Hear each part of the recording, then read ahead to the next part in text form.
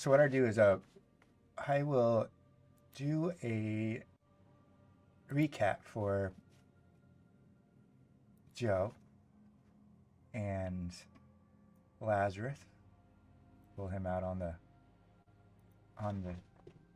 map.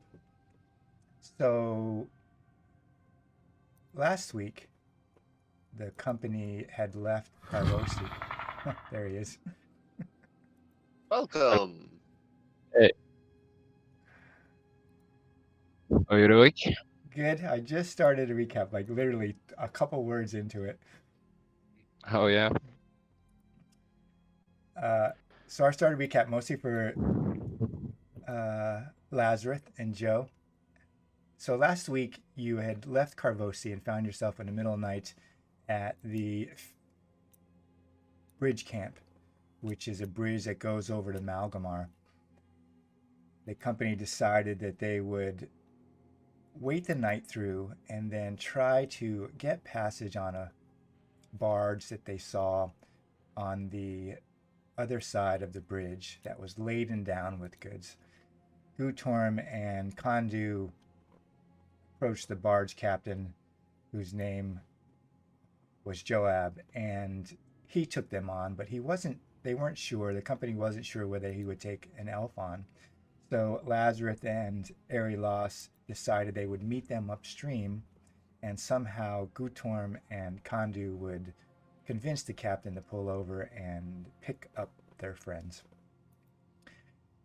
For whatever reason, Captain Joab secreted them down in the hold of the barge, a very tiny space that Kondu had to essentially lay on his belly, and the barge started to pull upriver. They heard this pretty high tenor voice berating the crew, and eventually, after an hour or so, they were let out from the hold by Captain Joab, and they realized that they were on the barge, and all the goods on the barge, the casks and crates, were for a Master of Prios who was taking supplies to some expedition up the Malgomar River. There was some difficulty with that man of Prios who felt that the goblin Gutorm and the ogre Kondu were darklings and actually threatened Gutorm when Kondu was off the boat. Kondu went off the barge to talk to Lazarus and Erilos about this church of Man of Prios on there, and they were going to somehow deal with him and then get Erilos and Lazarus and the others on the barge. Erilos and Lazarus would keep up with the barge as much as they could. The barge moved mostly at a walking pace, but as it kept going down the river, it got a little bit faster, even though it was moving against the current. In the late evening, they stopped and rode anchor just off the shoreline, and the Master of Prios inscribed some sort of circle around him before the night as he sat on the aft end of the barge on the crates. Kondu was on watch first, and he was on watch with the boy Unio, and Unio eventually fell asleep, so Kondu woke up Gutorm the goblin, and they decided that they would take out the Master of Prios. At which point both of them rose. Gutorm shot an arrow across this magic circle that kind of came to life, flickering, and then just as Kondu was rushing the Master of Prios, that circle lit up into a blaze of fire, catching Kondu on fire, and conflict ensued. The barge captain, Captain Joab, and his assistant Taya, oddly, were very kind to the goblin Gutorm and the ogre Kondu, and Captain Joab even told the Master of Prios that Kondu and Gutorm were his responsibility and under his safety and protection because they were crew. He took them on as crew, and the Master of Prios had to deal with it. The battle ensued where Kondu was on fire. the Master of Prios disappeared from his vision, Taya, Gutorm tried to roll a barrel through the fire with Taya running behind him, and some mistake was made, so Taya had to miss the goblin and went through the main part of the fire, being burned pretty considerably. Somehow, the Master of Prios was defeated, and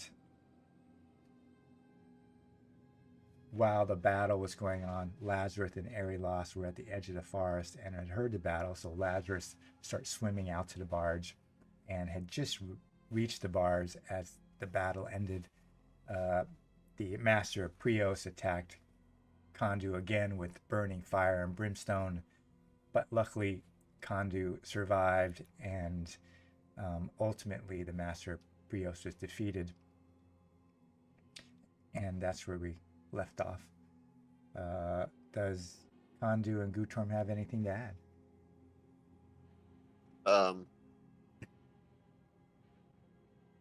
It's a fairly accurate retelling. Other than the fact, like, I feel Kondu and Gutorm proved that Prios's priest saintship, and no one should be as scared of them as the sailors were, because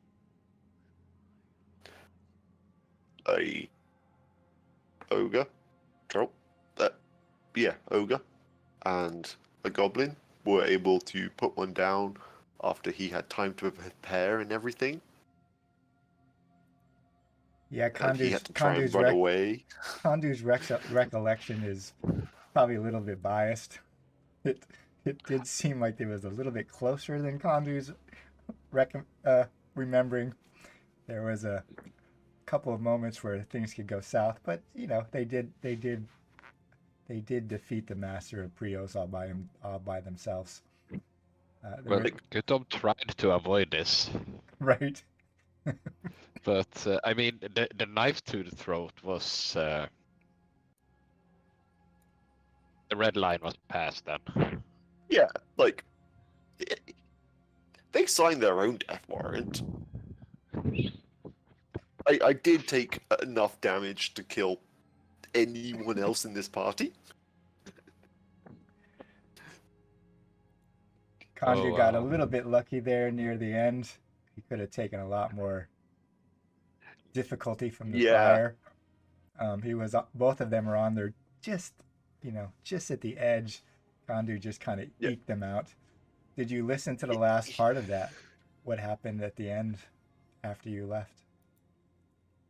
I didn't. So did anything special? Yeah, so what happened is Gutorm and Captain Joab, they're trying to figure out how to enter through the fire because they felt that perhaps Taya and Kondu may not be able to do this. Like, if they don't put down the priest now, then all things could be lost. Eventually what happened is Captain Joab and Gutorm decided that Captain Joab would grab the goblin by his breeches and neck and throw him over the fire. So he grabbed Gutorm and threw him over the edge of the fire, the ring of fire, and Gutorm went sailing over there and made this acrobatic move, and he landed on his feet right next to the burning Taya, who was just rising after she put the flames out with both her axes, having decided that she wanted to live another day rather than outright attack the priest of Prios, because she was the only one who could see him at the moment. And she looked at the goblin, and Gutorm, in the heat of battle, probably didn't realize that Taya is now speaking to him in perfect barbarian. And she looked at him and said, nice for you to join us, goblin. Nice for you to join us. And Gutorm laid off a couple arrows that hit the priest's shimmering cloaks and didn't do any damage. Kondu was hit again by brimstone and fire, but somehow took just a little bit of damage, was still on his feet, and he struck at the priest, missing. So as the last in line to go, Kondu decided to double up on that swing, and you spent an experience point because to miss at that point in time was likely going to be deadly for someone, and so you spent another experience point to double up that attack, and you were successful in defeating the Master of Prios. There's a moment there when I rolled for Kondu after you left because he's the one to attack in that round, and the priest is next. Yeah. And you missed completely. You rolled like an 18, and Oh God. Gutorm and I started laughing, and we talked to each other. Oh, I think Lork would probably spend an experience point here because the priest is next, and both of you are on like a couple hit points, and he could probably take out the whole group. And so Kondu spent an experience point to essentially re-roll that attack rather than letting the priest have another attack on either of them, which would have probably ended up badly. So it was a little bit tight. We figured you would spend an XP to do that after you missed, and luckily on the second roll you succeeded and dispatched the Master of Prios. So it was a little bit closer than Kondu might remember, but you know, he is an ogre, and all things are good when ogres succeed. At that moment, as the priest goes down in the ring of flame, Lazarus crawls up on the ship, unleashes his sword, and is dripping wet, ready for battle, but battle is over. Having swum out there to the barge and got on the ship, and that's where we left. Anyone have any? I have a question for Kando. Does he see this as a complete success or a failure, a tight one? Oh, this is an absolute success. So it was never a close call in Kando's mind. Oh. No, I like Gutorm's arrow set off that fire trap, which was a bit annoying, but easily enough dealt with. Yeah, Kandu was quite comfortable with how it went down. He's fairly happy. He's alive. Well, does Lazarus have any questions? No. Okay, so as you're there, Lazarus is climbed up.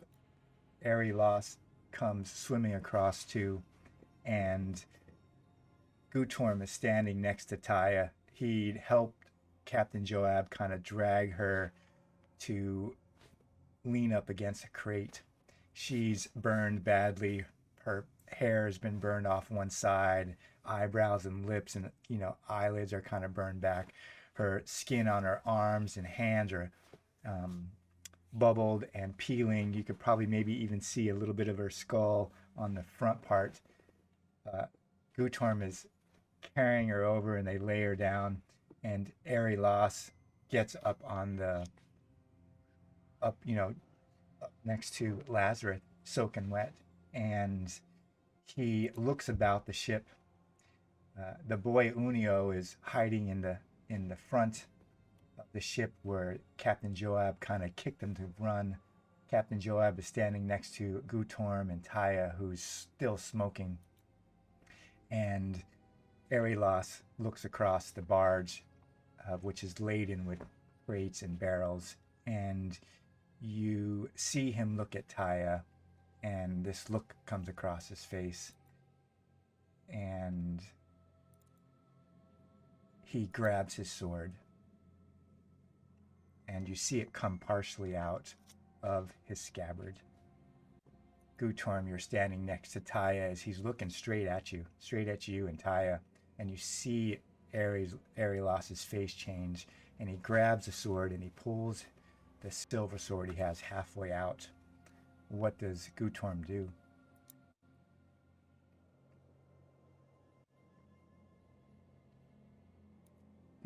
What are you doing? Why are you pulling the sword? Yeah, Arilos takes a few steps towards you and is looking past you at Taya, and you hear him rattle something off in Elven, and you hear the word Blackheart in in Barbarian.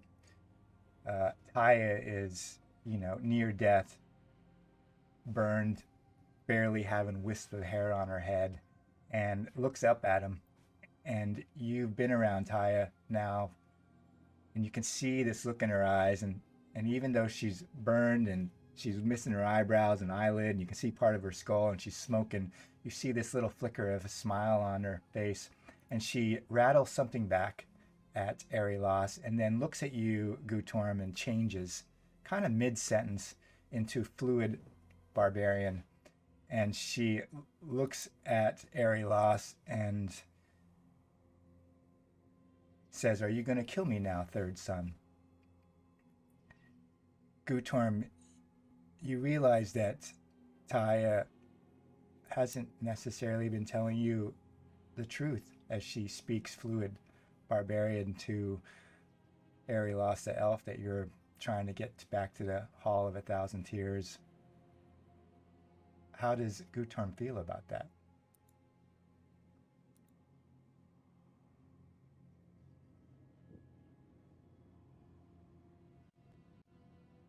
He doesn't quite understand what's happening.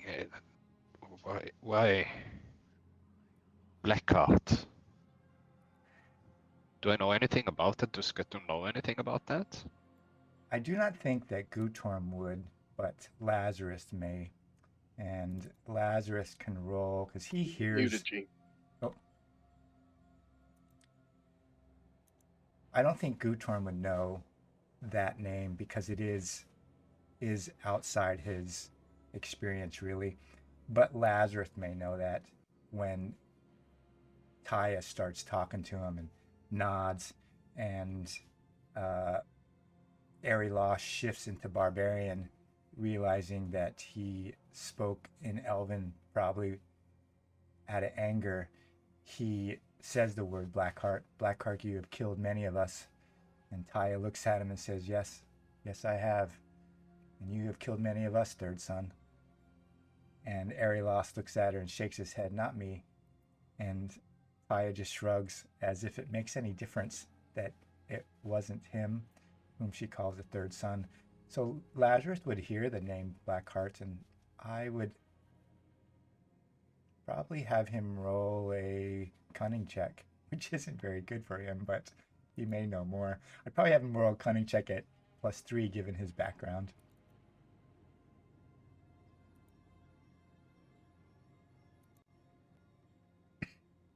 Oh, look at you. Didn't even need that +3. Rolled right on the money. Lazarus, you're there kind of soaking wet. You crawl up on the bars thinking there was going to be a fight. You're ready for it, looking forward for it, and it's over before you get there. You got your sword in your hand. Arilos comes up next to you. You hear this exchange between the elf and this burned woman. And you've heard the word Blackheart. Sometimes you hear it as people are chiding other people, and sometimes you hear it perhaps like a warning. You may hear it people, giving other people a hard time, like, "Watch out, you keep doing that, and the Blackhearts will know." And so you hear both the Blackheart, and on occasion you've heard a Blackheart, like it's sometimes a group versus a person.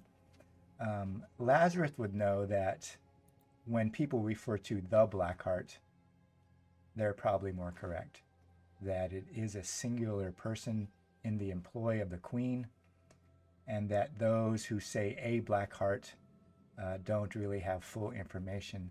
And so when Arilos calls this woman Blackheart, he realizes that the woman in front of him is the Blackheart and is known as a queen spy, or someone who is working for the queen, is obviously Ambrian, and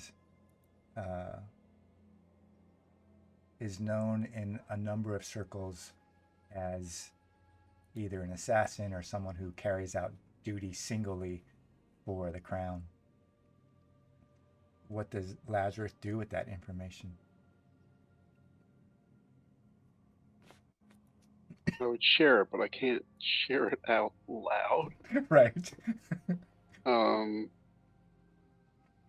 So maybe I'm looking around to see who's the most puzzled by this. Right. So you look around, you see a young, kind of gangly boy up front of the ship who's peeking out from a crate and some boxes. He's almost 6 feet tall, but he hasn't grown into his girth. Like he's on the cusp of manhood, but when you hear his voice, it still hasn't broken. He's still young. He's probably 14, 15, 16, and he's confused. Has no idea what's going on. He also doesn't seem to be following the conversation when it's in Barbarian. Like he's looking back and forth, and you can see that he has no idea what's being said. Behind or next to Gutorm and this woman in front that Arilos calls Blackheart is the captain. He's a short man, maybe 5 foot or under 2.5 meters. He's round, like he's got a fair bit of girth. He's holding a short sword because he can't carry really a long sword; it would drag. But he's got a well-weathered short sword in one hand, and he is following this conversation easily in Barbarian.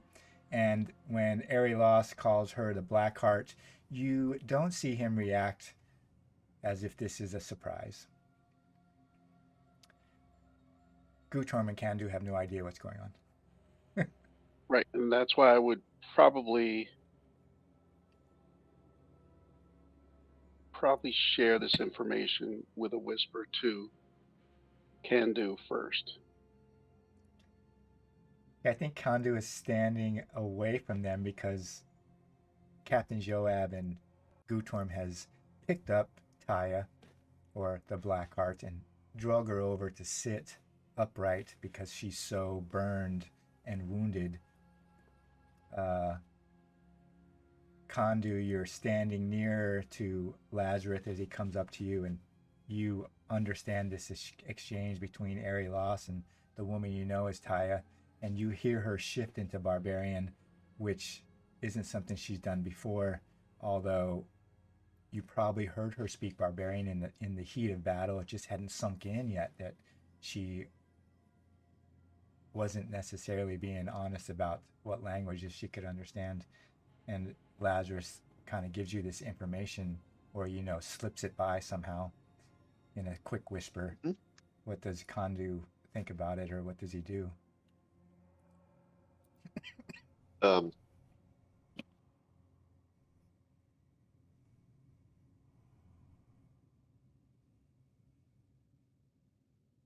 Kandu,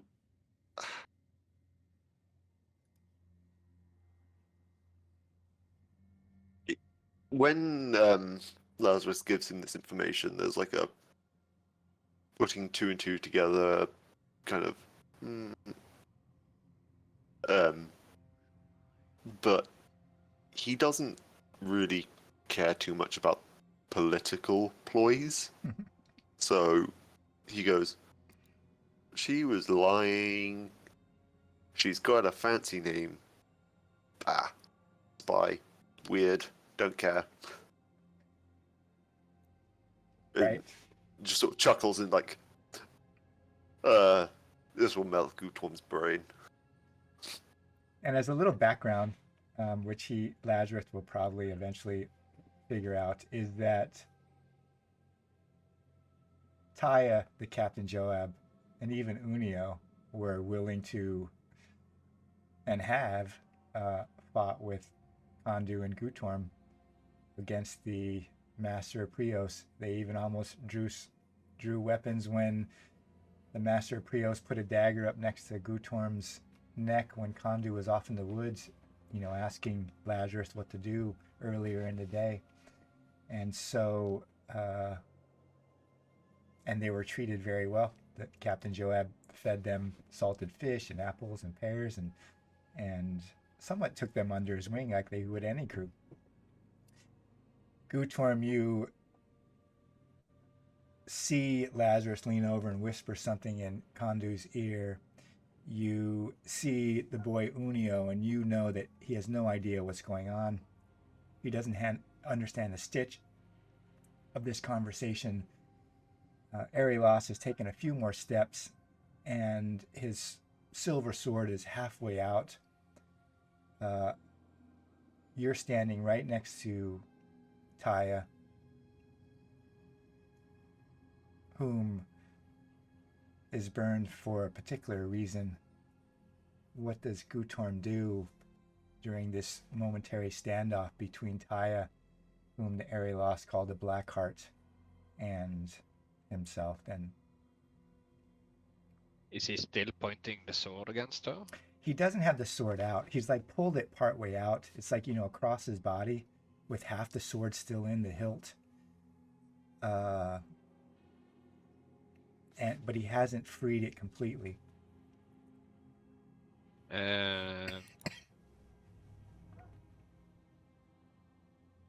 What can I see on how does she look? Is she dying?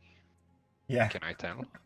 she is Gutorm. Without help, she's gonna die of those wounds. She looks at you, and she's kind of like wavering against the crates, and she looks back at Arilos, and she says, "Go ahead then, third son. Now's your chance." Looking around me confused, I look at her and I look at the rest of the group and Blackheart or whatever. I don't know. She helped us. Can we help her? And so you say that to Arilos. Yeah.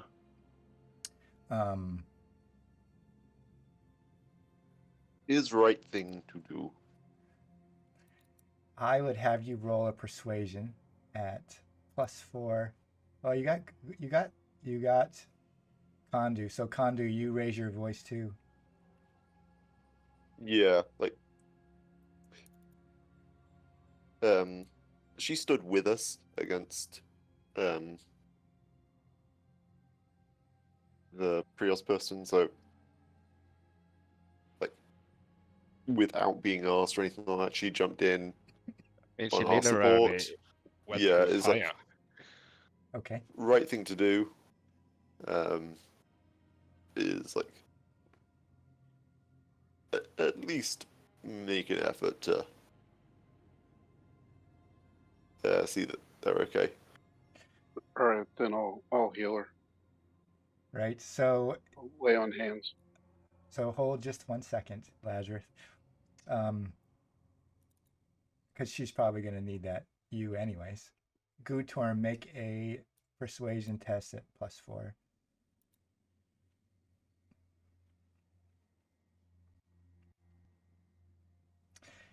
Yeah.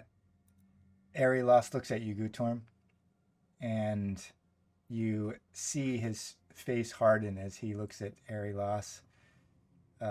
She keeps his eyes on him, but she doesn't have her axes. There's no weapons. She's just kind of laying against the crates.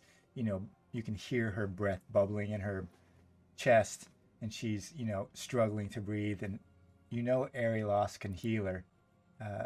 You've seen him done it before, but he just can't. You just don't sway him enough. He just can't find it in himself to do it, and he shoves his sword in his scabbard and takes a few steps back towards the edge and sits down on a crate and just looks at Taya from across on the edge of the crate. Lazarus, you see Arilos isn't willing to help this woman whom he called Blackheart, and you go to heal her? Yeah. Okay. Yeah, you can roll.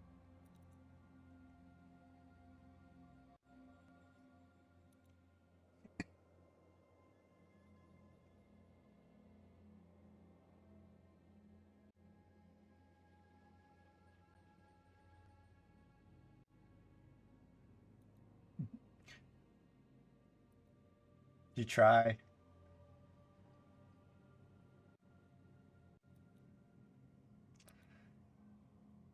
Yeah, you go to heal her at first, and perhaps when you put your hands on her, Lazarus,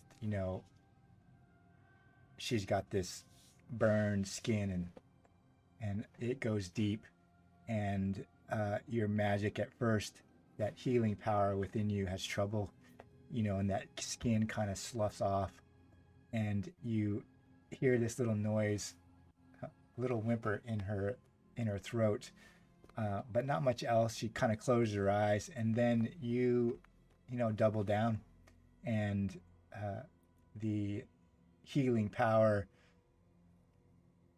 flows through your hands and in her. Is Lazarus' healing power from Prios, from the light, or does he find it somewhere else?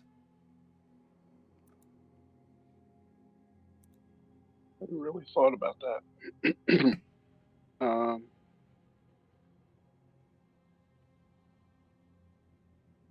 think he would probably find it from somewhere else.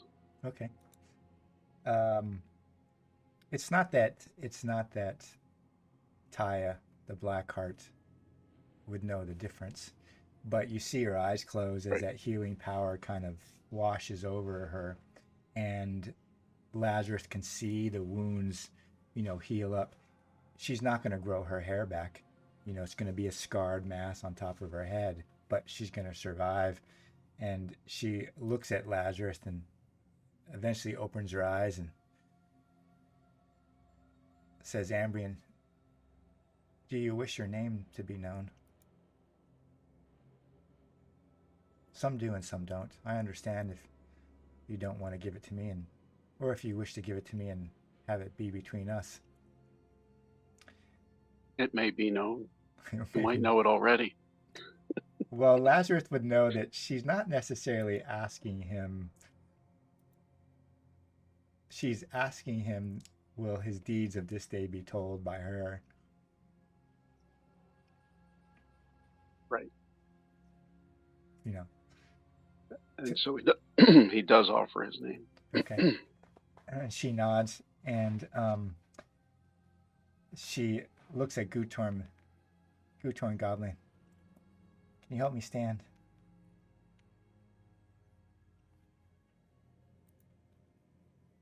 She's a bit taller than me, but I try to take her hand over my shoulder and help her up the best I can. Yes, she stands up and looks at Captain Joab and tells him to get the second anchor.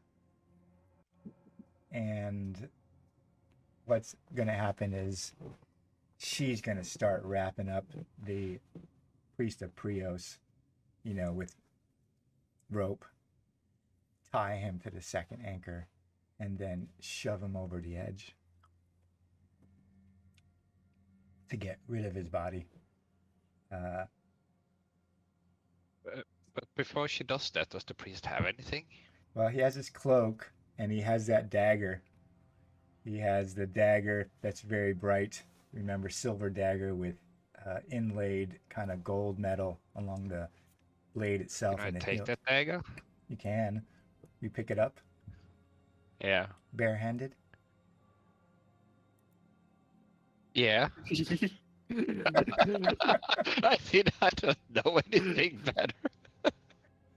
Right? You reach down and pick it up. Nothing really happens, Gutorm.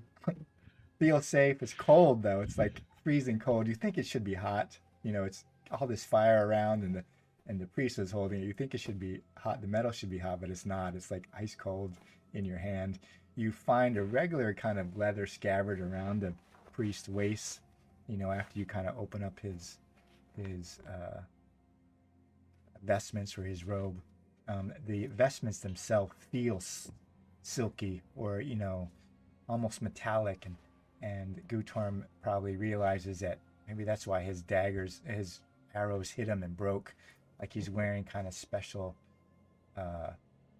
robes that he hasn't seen before. Aside from that, you don't necessarily find things on his body. You do know that he tucked away his smoking pipe and his bowl and cup and some sort of decanter in one of the crates near him. But that's all Gutorm finds on him. Yeah, but I can hold the dagger. It's not like it's not freezing cold, so I No, can't hold it. it just feels odd, and it's longer than daggers that Gutorm has. More of a true stabbing dagger because it's a little bit longer.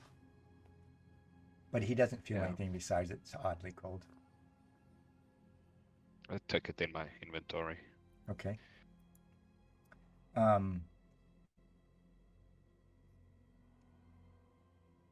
Does anyone else do anything as Taya starts wrapping up the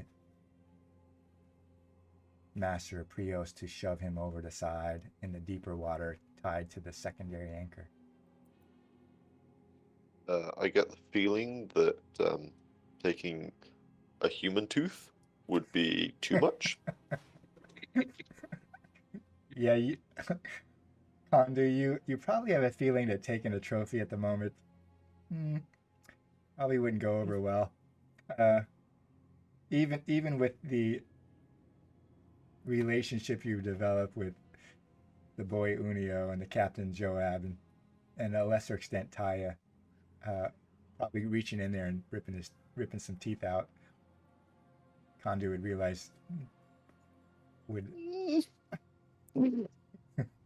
they'd look a little sideways and might get a little bit of argument. Does he refrain from doing anything then? No trophy this time.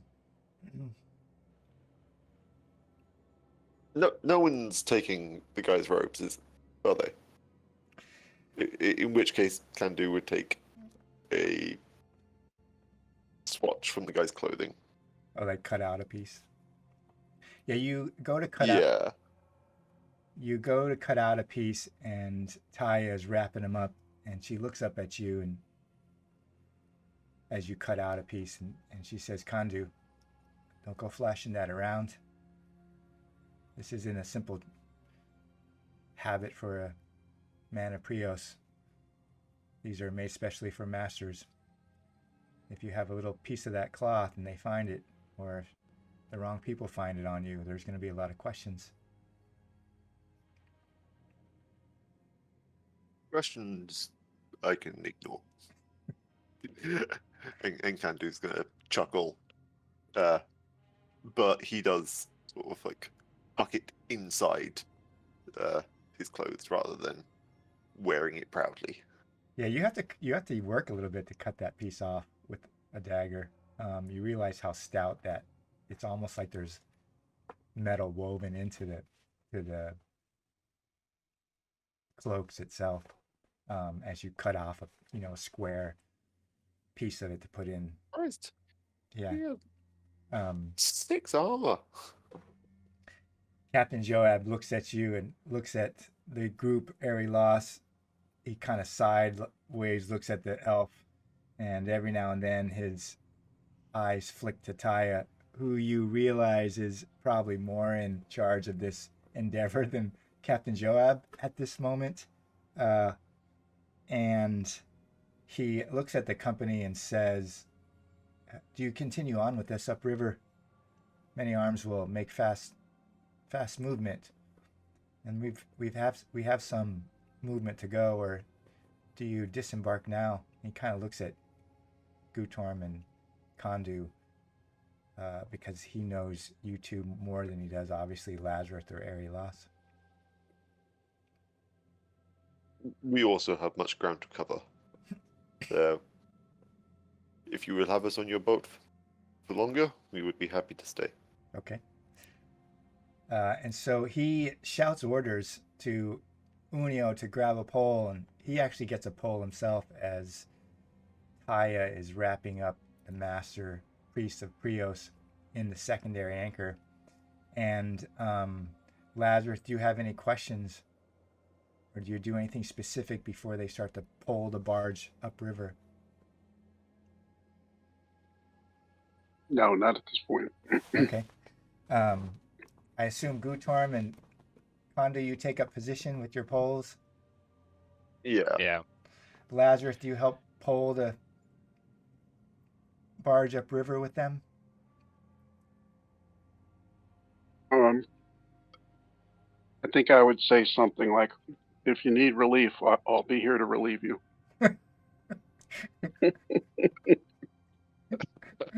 Captain Joab gives you a side eye. Because he's Ambrian too, and he kind of looks at you and says, "I'm Captain Joab. You telling me you're gonna sit on that barrel of apples while the ogre and the goblin pole?" I'm used to him being useless.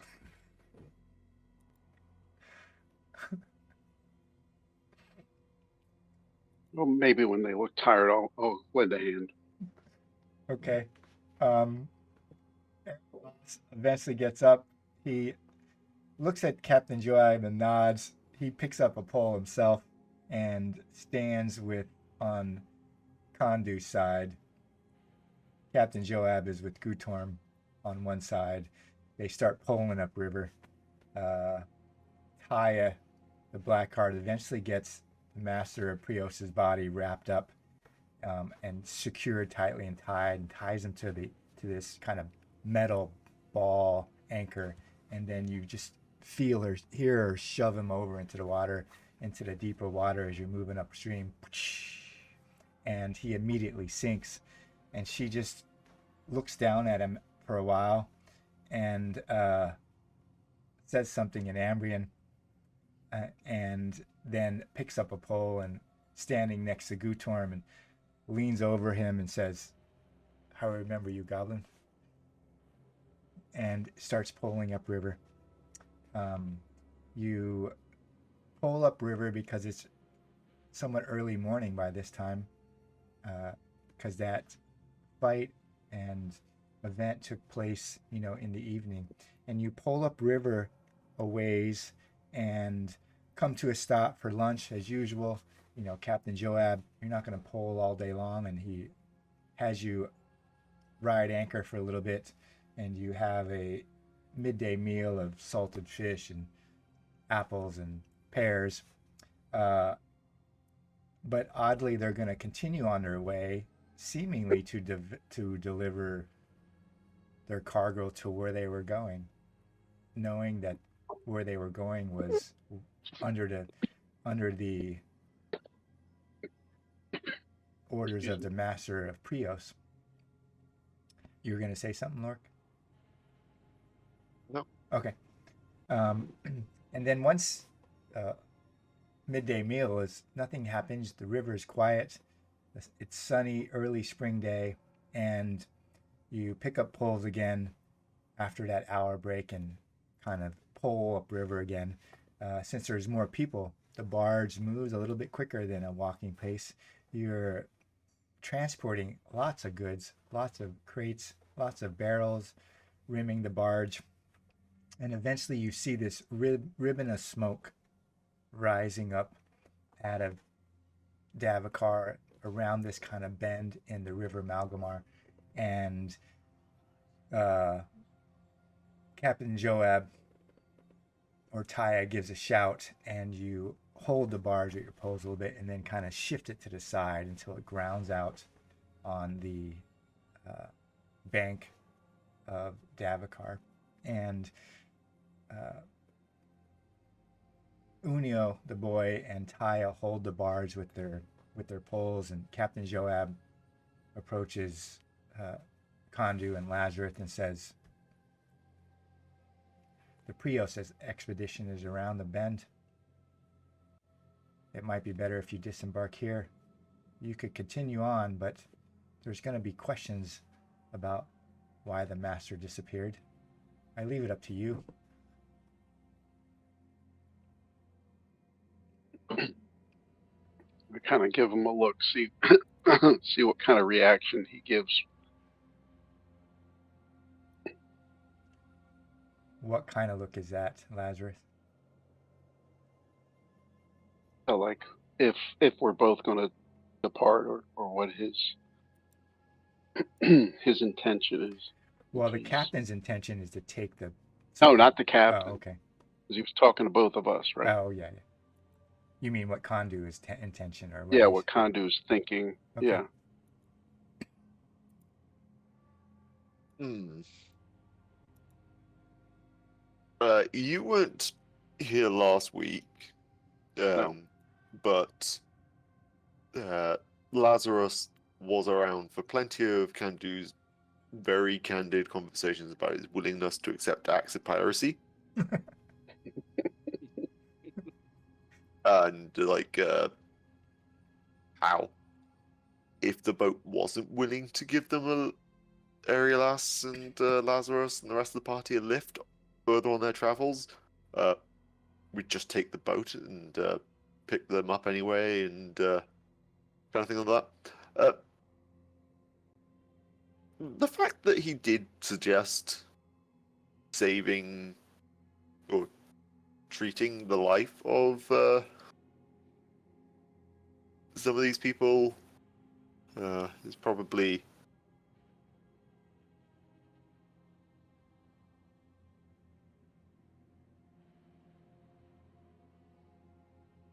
let's put it this way. If we have to walk through the forest, Kandu doesn't mind walking. If we have to make some more trophies, then we get a boat out of it. So Kondu's looking at Lazarus with I perhaps don't care. possible intent of taking over the boat. No intent, but willingness to support. I mean, Kandu is hurt at the moment. He is quite, as a player, I'm going to say he's quite badly hurt and is in no condition to engage in acts of piracy. But Kandu, the character, is fully on board with. Yeah, but would I know how badly hurt you are? Oh, I think most definitely. He is looking close to, like 20%? He looked just as bad as Taya did when you healed her, and she was dying. Lazarus looks at Kondu and realizes that if there's any moment that Lazarus can take the ogre, it's now. You could probably spit on him and take him out. It just would take a little bit. I'll lay on hands. So you get close to Kondu, and Captain Joab lets you decide. Maybe even Gutorm, takes a break with, a rest from polling as Lazarus kind of leans into to heal Kondu. What do you guys discuss as you're kind of left there to decide? So I'll offer to stay our ground. Would you prefer to stay?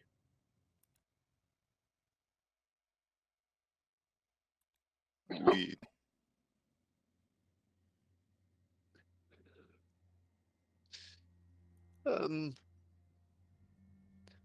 if we stay, we have to come up with an excuse.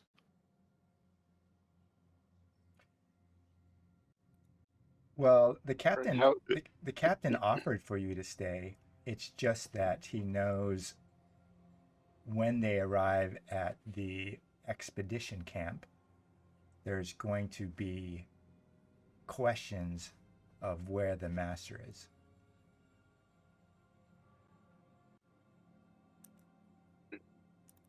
He didn't say you had to get off. He just said that there's danger in that. Right.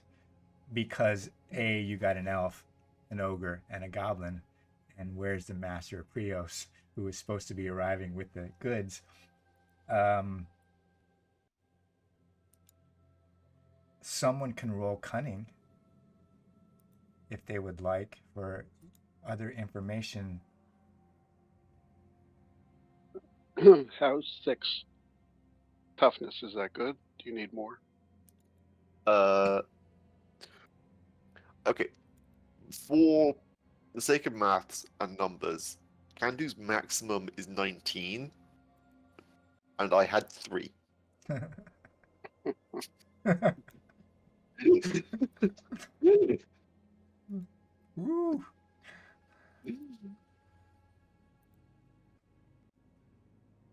But also, don't cross your threshold just to. Oh, Okay, this is, I think, the 5th roll.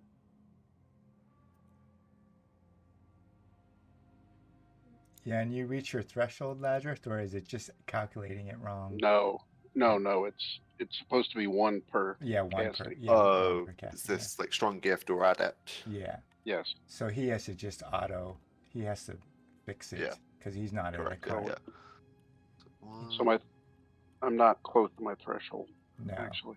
you did 1, 2, 9. I did 5, right? 5. Yeah, so you should be around 10. 10 current. Yeah. I'm at 8 current. Right. Okay. I'll heal him one more time. But he's still, I mean, with that last healing, it was pretty weak. That is some There you go. pretty solid healing. Because There you I'm go. now back up to full. Lazarus, the medic of the century here. So as Lazarus is healing Kondu, who's, looks pretty shabby there for a while, Lazarus has to, put a fair amount of work into it. Ty is kind of standing next to the Gutorm, watching, and looks down at him and says, Gutorm, do you think you all are continuing to the camp?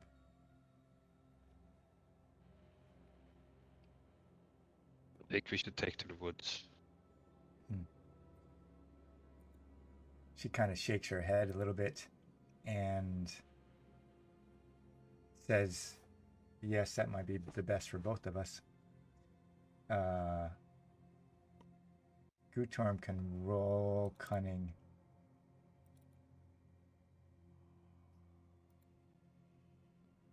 Yeah. He has no idea why they're continuing on.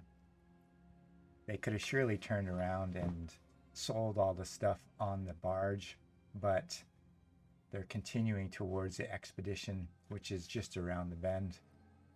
Ty is watching Lazarus heal Kondu. She doesn't look worried at all. She has no idea Kondu's inclination that, or, prior obvious decision to maybe take the barge away from them. Lazarus and Kondu are close as Lazarus is healing Kondu. What do you two decide? As, Gutorm is standing with the Blackheart kind of midships.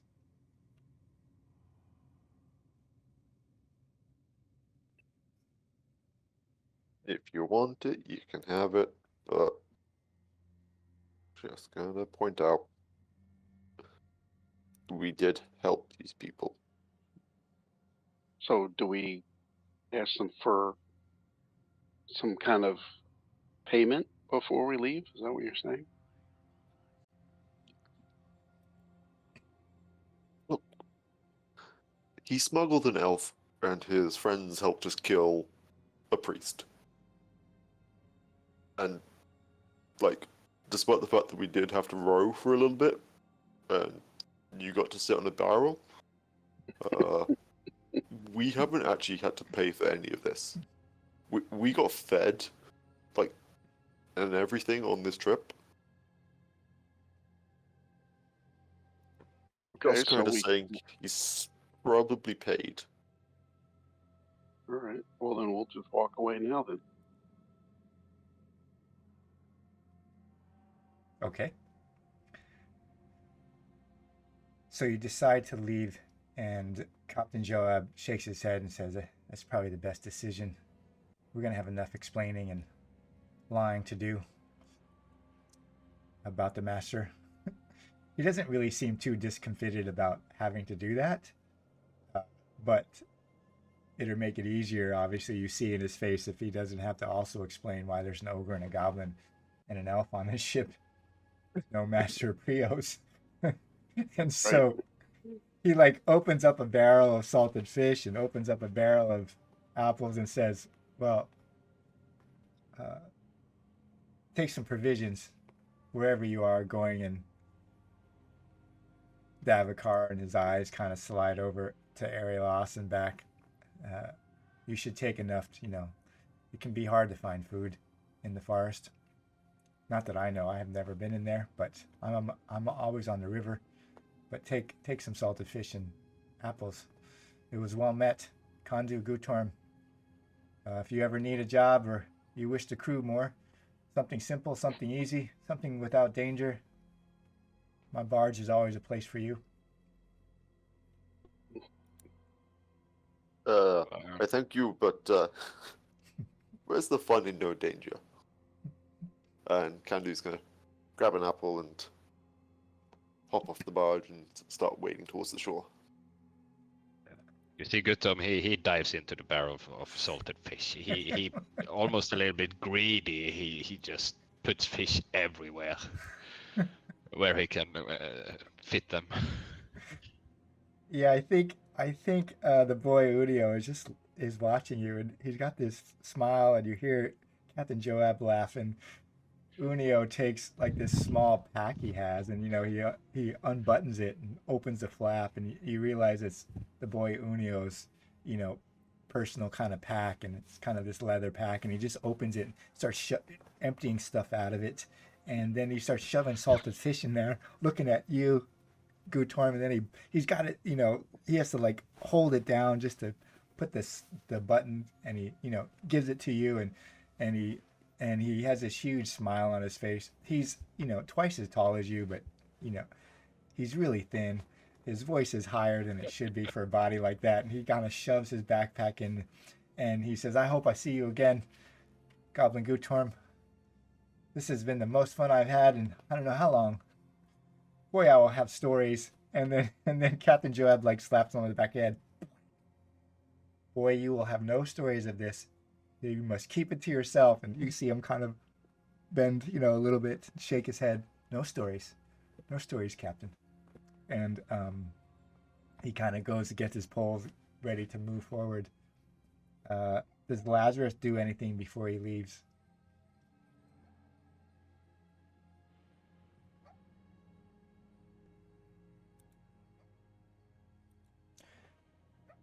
You're muted if you said anything. But as Lazarus is kind of getting ready to go at Kandu, Taya the Blackheart grabs him by the arm, as Kandu gets in, and perhaps Gutorm is trying to keep the salted fish above the water, holding as much as he can above, although, Taya kind of pulls Lazarus close and says, be careful of that elf.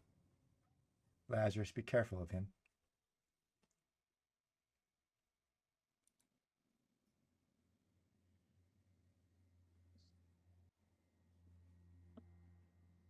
Well, that was an eventful boat ride.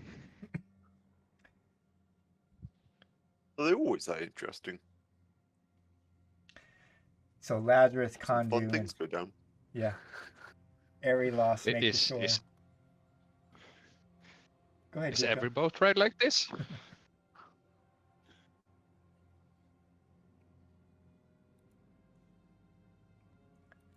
Possibly, Gutorm.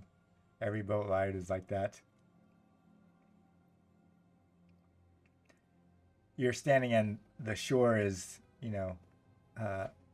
Taya, Captain Joab, and Unio starts pulling the barge slowly away from the edge and slowly upriver. It's probably about 2, 3 in the afternoon, and they slowly move up the Malgomar until they get to a bend in it. That they kind of go around that bend and disappear upriver. You see smoke rising in the distance. That is probably from the expedition that they're going to take the supplies.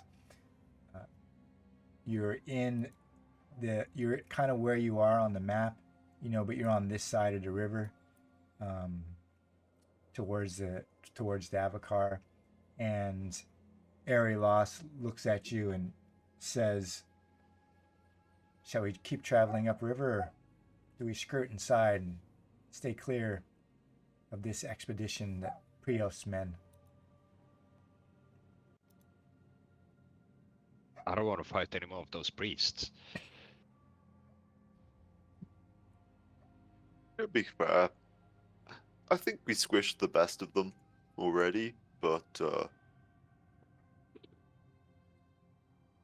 maybe not a lot of them. Like, yeah, we should pick our battles. Yeah, one is enough for now, can do. Arilos looks at Lazarus and says, "Do we continue up the river, guide? Or shall we go into the forest a bit? We do have to head northeast." I think going the most direct would be the best. Yeah, Arilas looks at Lazarus and says, "Well, I don't know exactly which gate is open. We have to head north further until we reach a tributary of the Malgomar, and then I will have to find which gate may be open. But all gates are towards that direction. Okay. You could travel up the river, Arilas says, for a while, or you could go into Davokar proper and go northward." She's leaving it up to Lazarus, who is the one who would have to guide them if they leave the river. I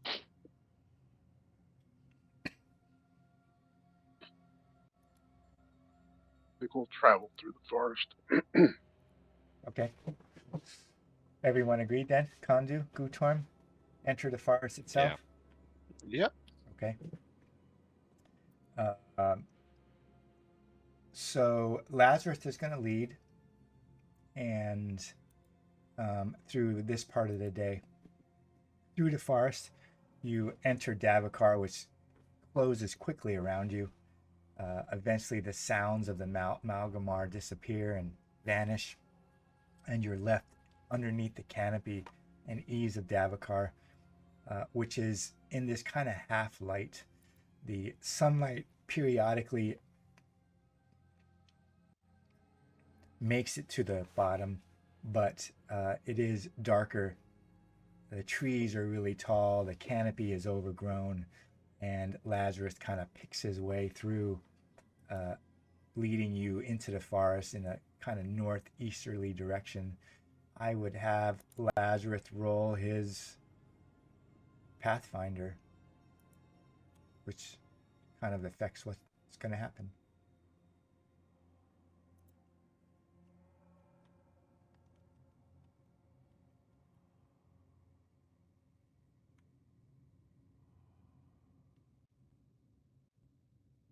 Huh, okay. Lazarus, you're leading them through the forest. You know there's easily maybe an hour or so of light. You're in the front.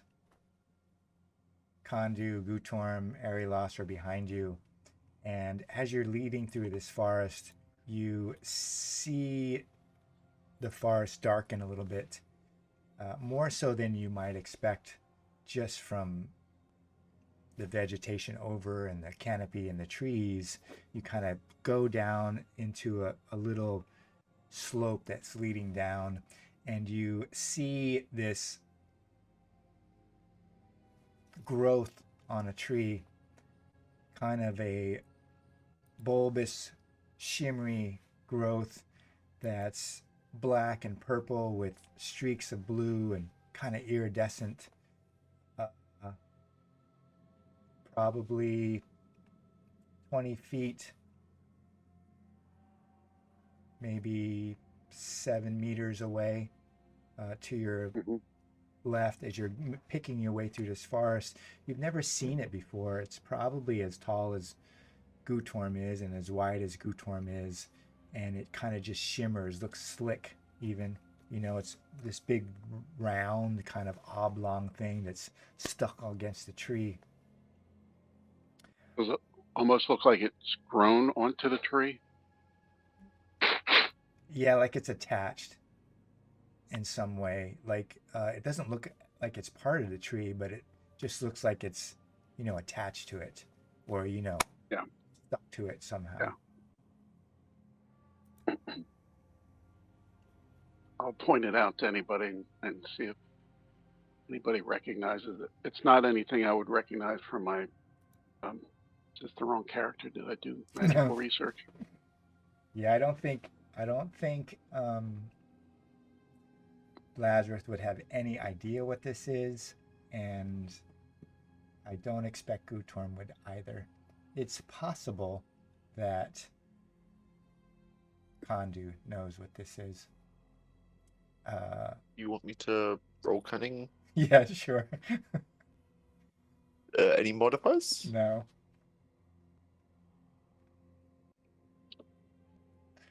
Yeah, Kondu, you know what this is. Lazarus points it out. Do I have to tell you what it is, or do you know what it is?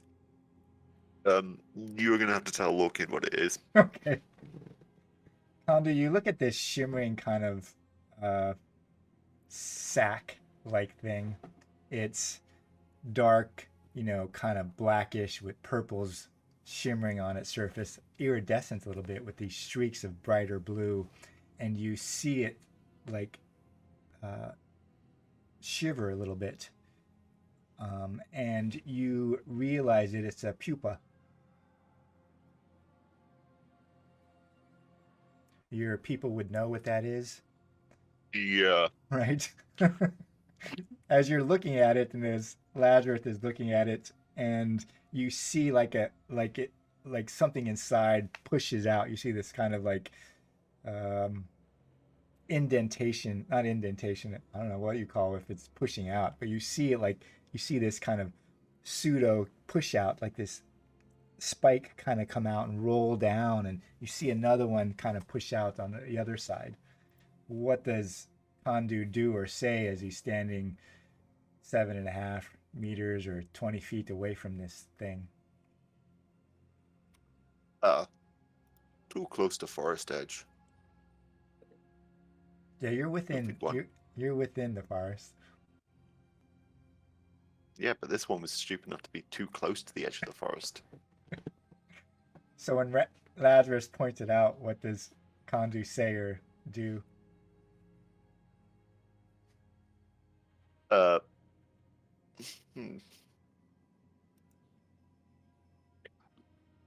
Just to confirm, for Lork's sake, this is a pupa specific to Kandu's type rather than Airy Lass's type. Correct. Okay. And does it look anywhere near hatching? Yes. Kondu looks at it and realizes it's, imminent. Like it's pushing out that those something inside is like pushing out. Lazarus is looking at it as he's pointing it out, and he sees it too, like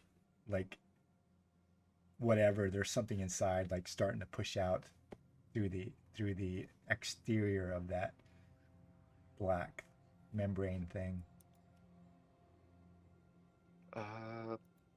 How'd you roll fate questions? I can roll one for you. What would you like it to ask? A 50-50 if Kandu would be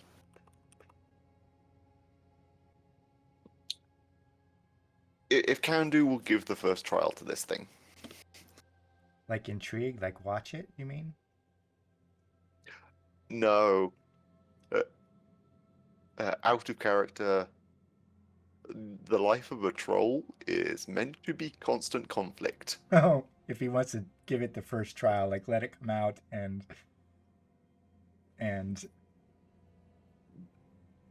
Beat test it up. test it. Yeah, test it. Yeah. He's either going to do that or push the party on, because, probably not worth it.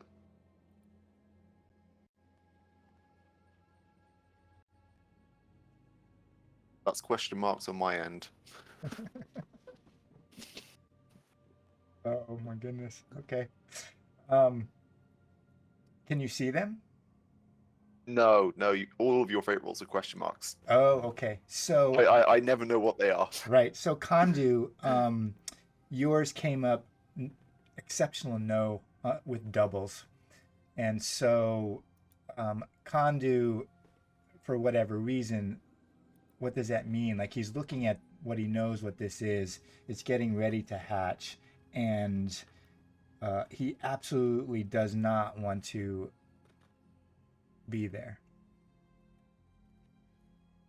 Or Okay. he has some aversion or whatever. Like you got an exceptional no. Like Right. Very loudly go like, "Oh, this will be gross. You do not want to see. I do not want to even remember seeing this before. Get out of the memory. More alcohol than most ambients can see needed." I'll just start pushing Lazarus on. Like, it's not worth dealing with. so You Lazarus. say so. Okay. So Kandu grabs you and kind of pushes you through the forest. Lazarus just complies. Yes. Gutorm, you see Lazarus point out this thing. Kandu looks at it, and what does Gutorm do? As Kandu, like, almost physically moves Lazarus to move, like.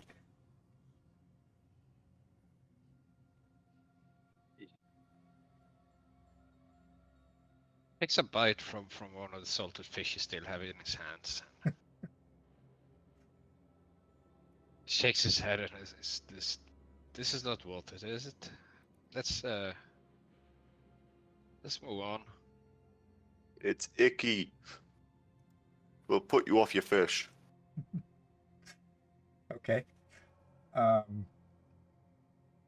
Lazarus, roll me 2d6.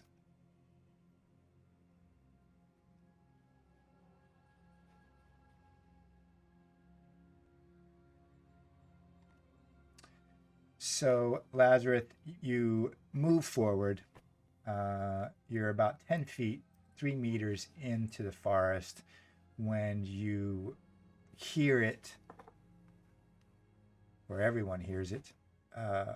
You hear tearing sound, and like a wet kind of tearing sound, and this kind of muffled roar behind you as Kondu's kind of probably standing directly behind you. You can't, you hear this kind of sickening shred, tearing, and this kind of weak roar behind you. What does Lazarus do? I'll just look back at Kandu. Like, should we I farted. pick up the pace? Should we Yeah. pick up the pace? Yeah, sure. Just ignore it. Okay. Lazarus and go ahead. Sorry. Point of interest. Could Kandu make a vigilance thing or whatever it is to like? Because there isn't a. Yeah, vigilant is probably the most like perceptive thing to just like glance and Sure. see what the actual outcome was. All right. Yeah, you could kind of glance over your shoulder as you're pushing Lazarus to move quicker.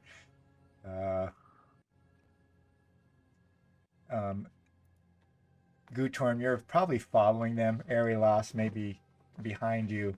You see Lazarus, and you hear this kind of sickening sound behind you and this muffled kind of roar. Lazarus kind of looks back as he's probably like maybe getting. Kandu looks back as he's probably maybe getting Lazarus to keep moving. You see Lazarus pick up his step a little bit, move a little bit quicker. Kandu looks behind him. What does Gutorm do?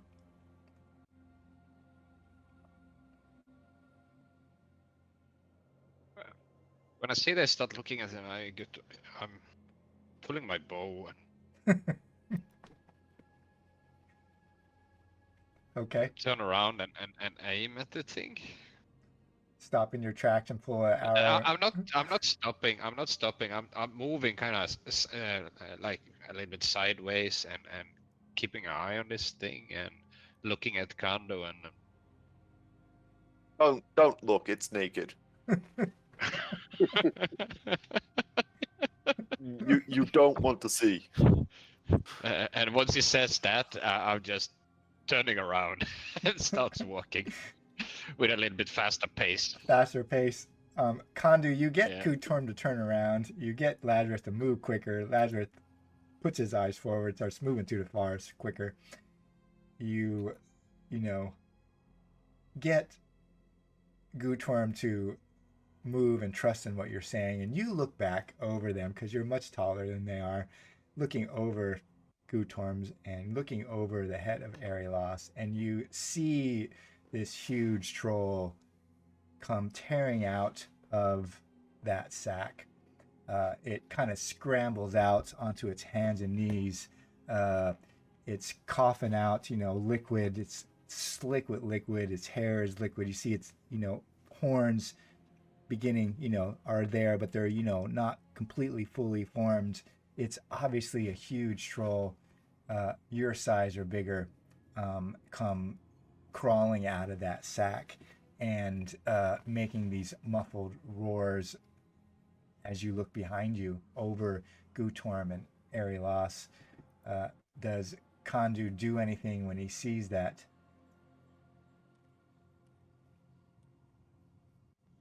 No, if it hasn't seen us, then I'm gonna leave it to be someone else's problem.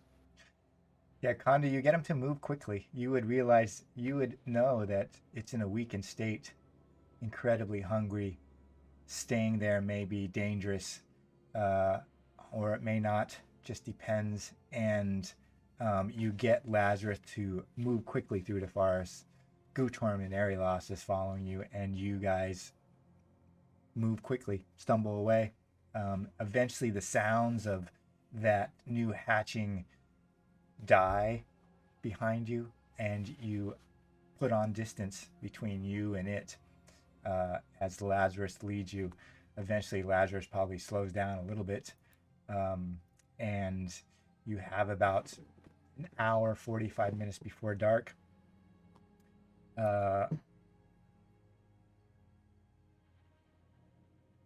What does Lazarus do as you're moving through the forest?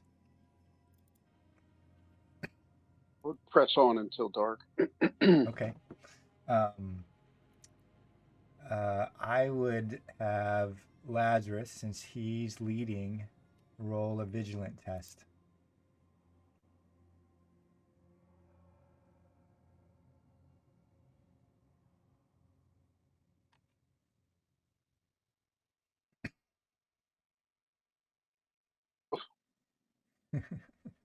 Too focused on leading. Yep. You don't hear it as you're moving quickly through the forest, Lazarus. If you're trying to put space between you and whatever that thing was that Kondu says you need to get away from, and he's behind you.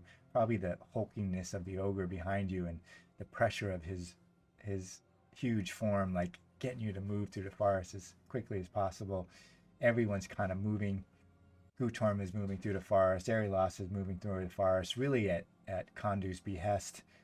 For whatever reason, Kondu pushes you through the forest as quickly as possible, and none of you really notice it until it's too late. And so what I'm going to do is set up the map. Let's take like a 5-minute break. Mm-hmm.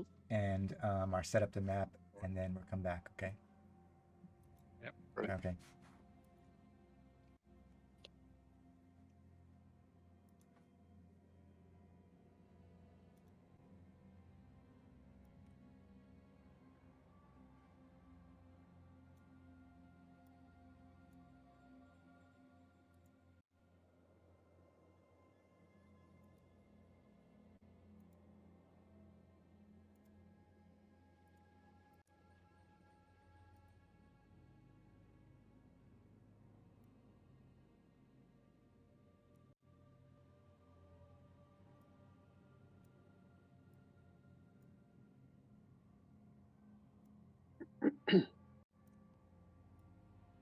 Gene, if you were me, would you give them a little bit more time as far as that job? Say it again. Would I give him a little bit more time for what?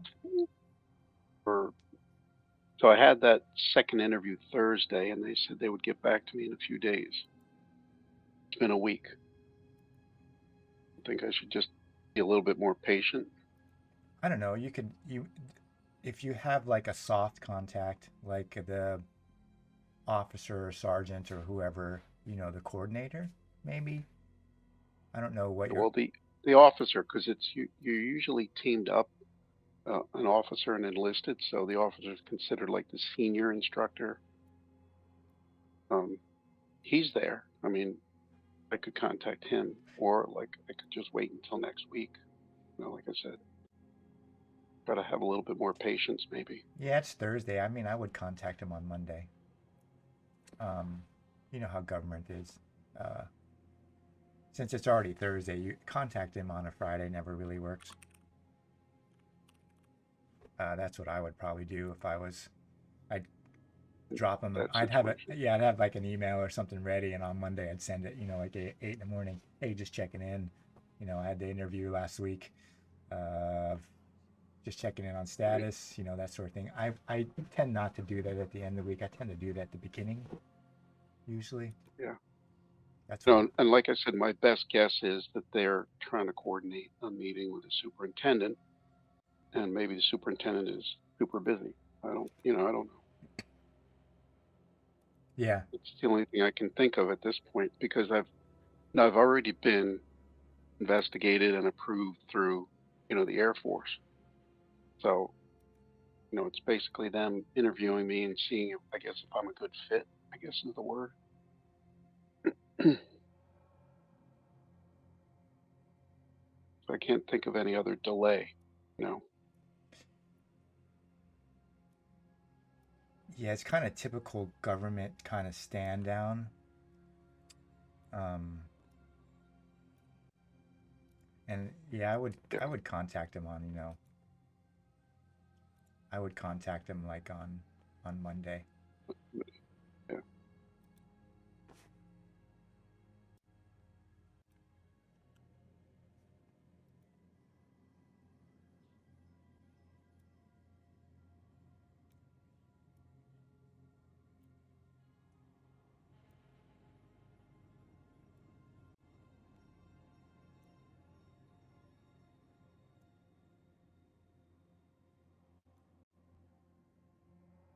I can reset my temporary corruption, right?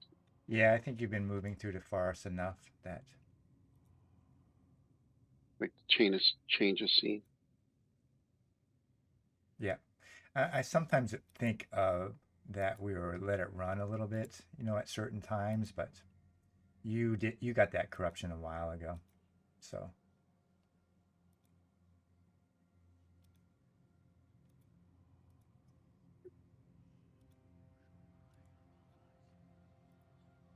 And does 85 experience sound correct for me?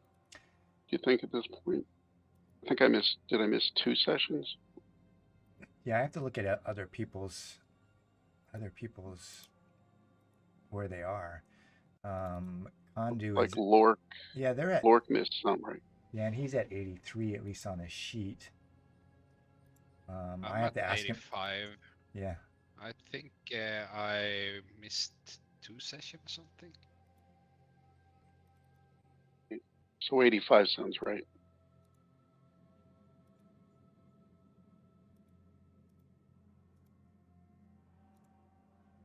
Jesus, this ice cream my wife bought is so damn good. I'm gonna eat it all up. It's like vanilla, maple, and walnut. Some Swiss chocolate, and also Swiss ice cream. So damn good.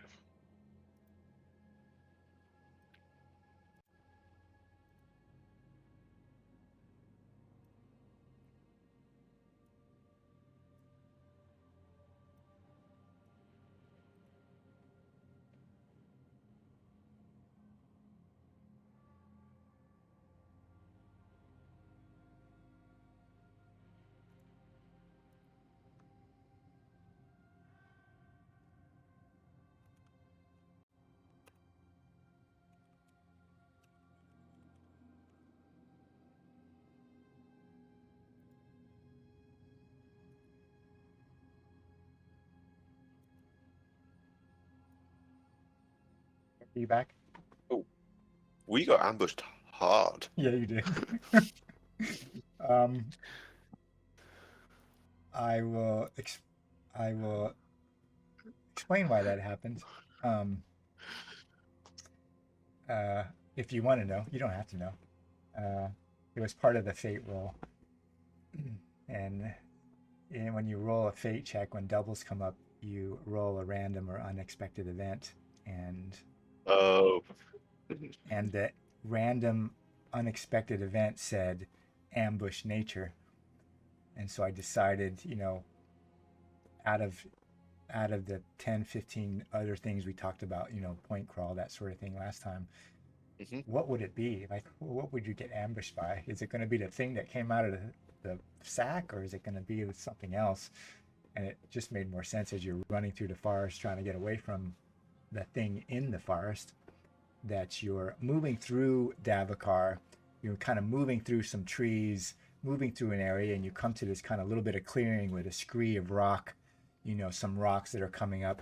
Lazarus is in the lead and goes over the kind of hill of the rock, over these rocks, over the kind of edge of the rock, and he gets around the edge, and he's all of a sudden attacked by this grotesque looking human-ish kind of thing all of a sudden, and another warrior. Now they make these guttural kind of screams and hoops and hollers.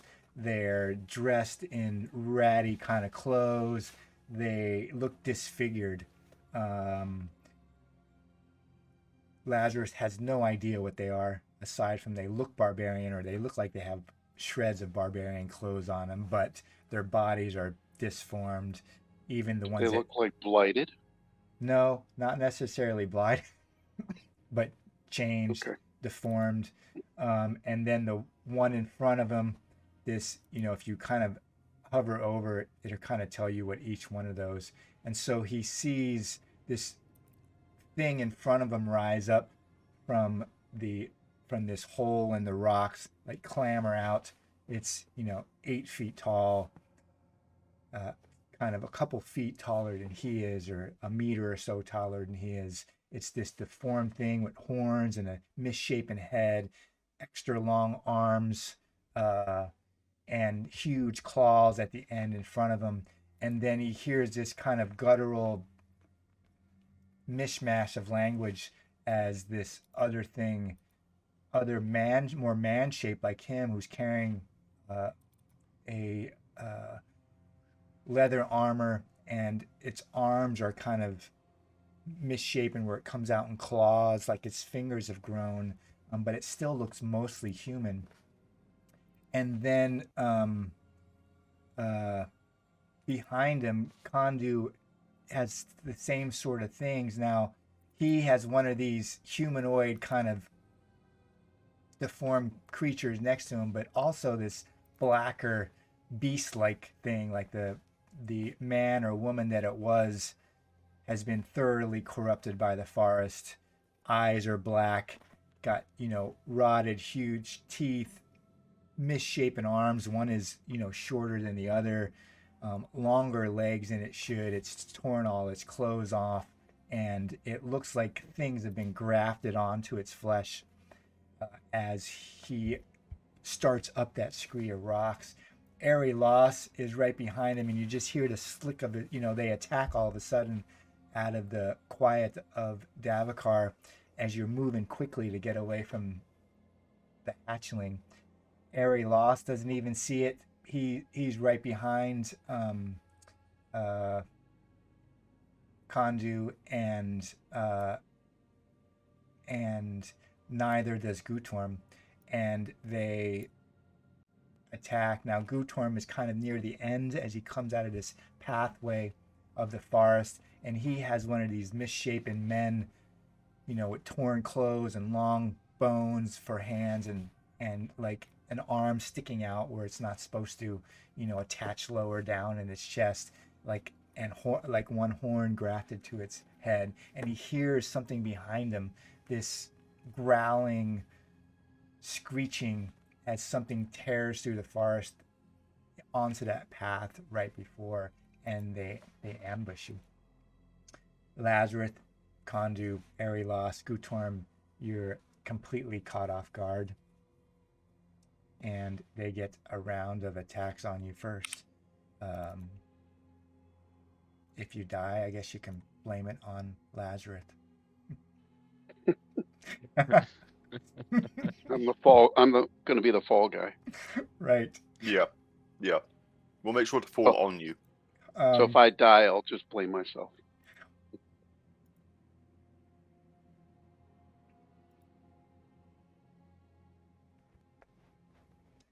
So Lazarus, this huge guardian, swipes down at you, and perhaps your foot skitters a little bit, and you lose balance because you're completely off guard. You're maybe looking behind you when you hear noise and a growl, but it rises up and it misses over the top of your head, and the other humanoid shape just attacks you.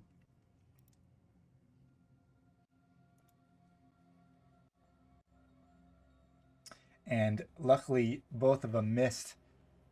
Two of them attack Kondu as they rise up.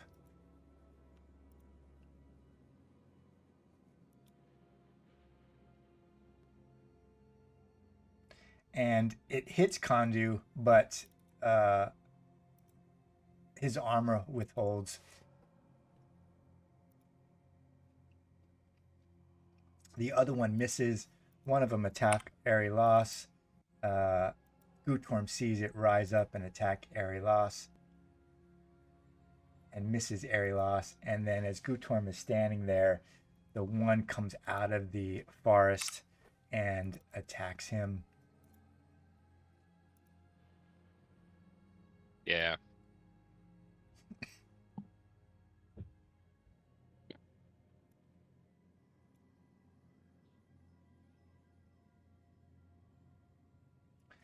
And Oh, nice. luckily, Oh, Gutorm wow.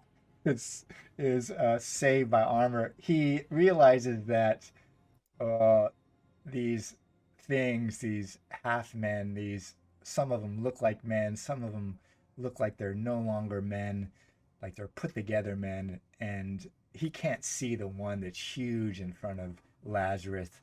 But if he could, that's like the next step of their evolution of in some nature. And we'll go to combat.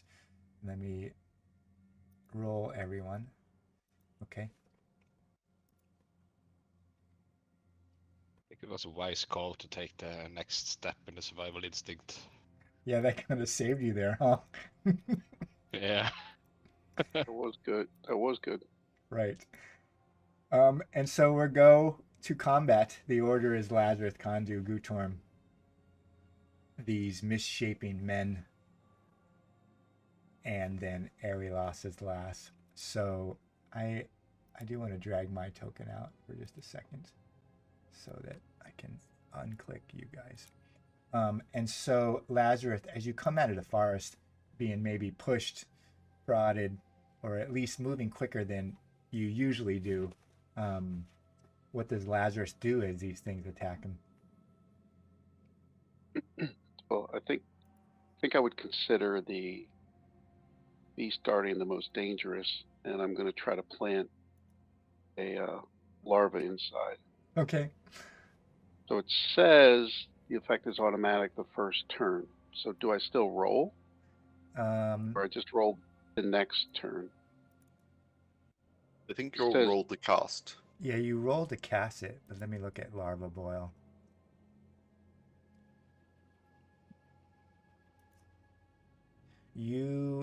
Okay.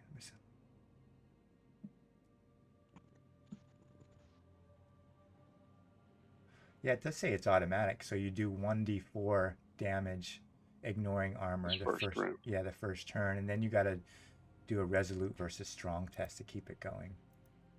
Yep.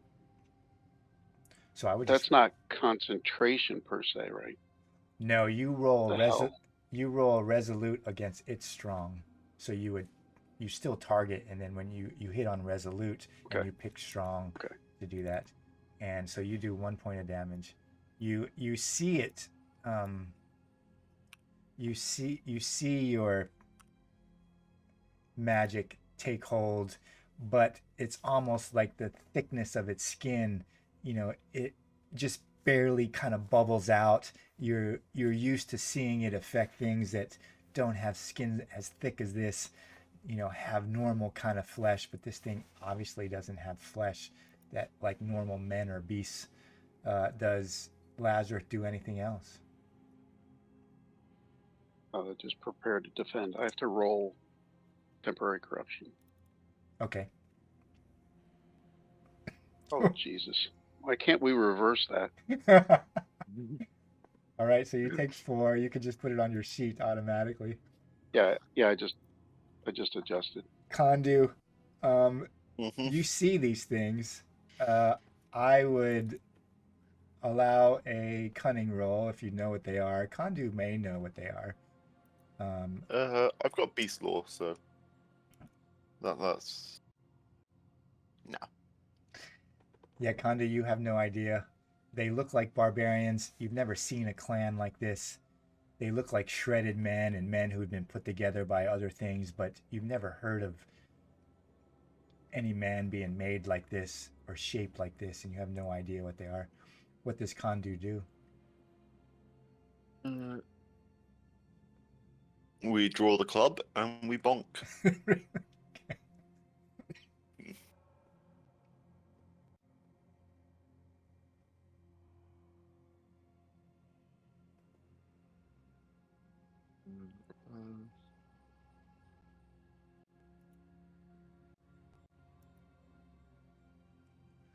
There you go. Just get to whack-a-mole. Ooh, I accidentally took you off. Let me put you back on. You killed the wrong person there, Gene. There we go. And I'll put you back in. I put you back in the order. Oh, you're back. I just did that. Okay. Yeah. I can add myself to combat. Yeah, there you go. With the And little so you utility strike button. down at this misshapen beast of a man-like thing, and it goes crumpling down on top of the rocks. Does Kondu do anything else? No, because it would have been my movement to draw the weapon Okay. and action to attack. Gutorm, you see these misshapen men. Some of them look like men, some of them look like beasts. You look over your shoulder and you realize that whatever's coming at you is barely a man, going on both hands and feet, and claws come barreling down behind you. You have one that's right next to you that's attacking, and another one that's attacking Arilas, which is kind of your back to you. What does Gutorm do?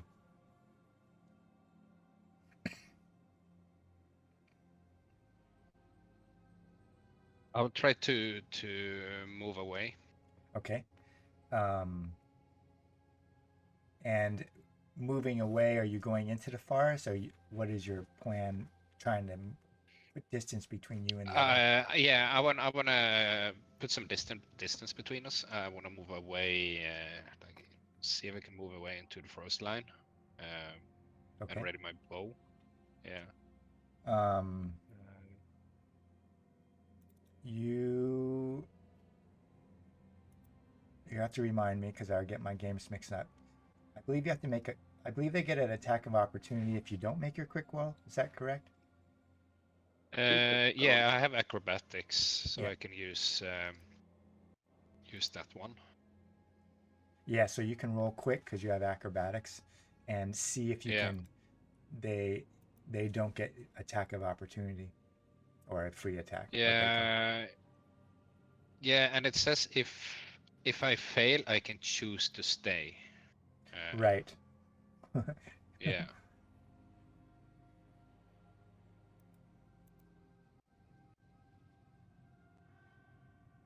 Oh yeah. So what does Gutorm do to get away from this thing? I'm smaller than them, Uh-huh. ain't I? Yeah. You are. So I throw some salted fish out to the side, and I crouch down and I just roll out of the way and starts running like hell. Okay. And where does he go? What's his plan? Like, how far is he gonna go? Uh, he has a fair amount of Can I movement. get it? Yeah, can I get down in the bush here? Yeah, you could do that. Are How you? far can I go, actually? I think it's like 30 something feet. Each of these hexes are like 5 feet, so you could move 7 of them. Yeah, It so has a little bit different, but yeah, because survival instinct also have one extra movement action once per scene. so you could double. You could Yeah. essentially run. You could run, Yeah, run. but I want to be in distance for my arrows, Well, but as far as way. since you have survival instinct, there's a number of ways you could do that. You could double move, put yourself up here on a scree or something. You could move and go up a tree, which is harder shot. You could, you know, climb up. You have 1, 2, 3, 4, 5, 6, 7. You can almost move, over here, almost across the whole range. Yeah, I'm moving down here. I'm just running. And what does survival instinct say? I think with the move, so you also have a choice. You could, because you have an extra movement action, you could move, use that action, extra movement to actually have your bow ready and take a shot, but you just won't be as far away. Or you could double move and, I'm gonna do a double move. okay. I want to be as far away as I can. So Gutorm, you run. You could put your, Yeah, I run. you could essentially put your token wherever you want. Um, uh, and tell me where he goes. Yeah, I'm going down here, I think. Yeah, I think that's easy. I Like can see them from here, right? yeah, you can see all of them. It looks Yeah. their tokens are faded for some reason, um, Yeah. but Okay. Yeah. they do. I'm gonna ask Fade a question.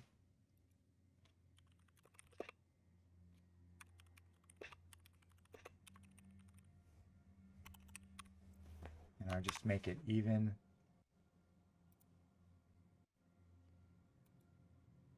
All right. You guys can't see that, huh? The result. Nope. Oh. Okay. So Gutorm, you go running, and the one tries to chase you, but it's just not as fast. It goes barely half the distance that you do, as your fleet-footedness takes you all the way across the little meadow. The other one, we'll roll one d 2d6. 1 to 2 is airy loss. 3 to 4 is Kondu, and 5 to 6 is Lazarus. All right. This one is going to run and double move and bracket Lazarus by the beast, and they get to attack. So the one on area loss obviously attacks him.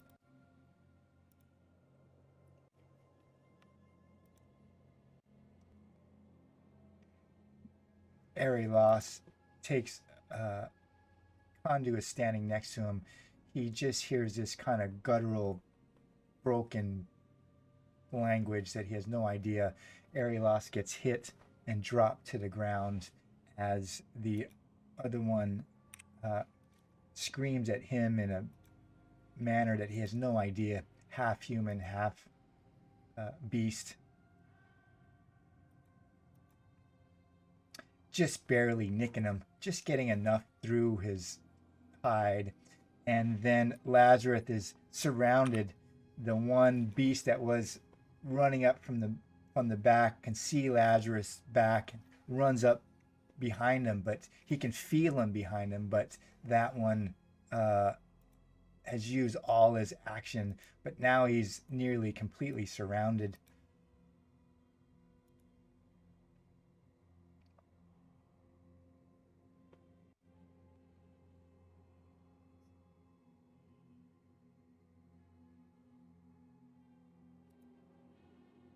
Way back to the top of the order. They're attacking on you, so you just have to resist, and then we're Oh, I didn't right. see it.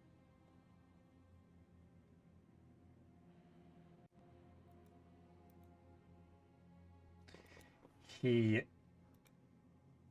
takes a bit of damage from this huge beast, just starts pummeling him with these bone arms, with these long kind of claws.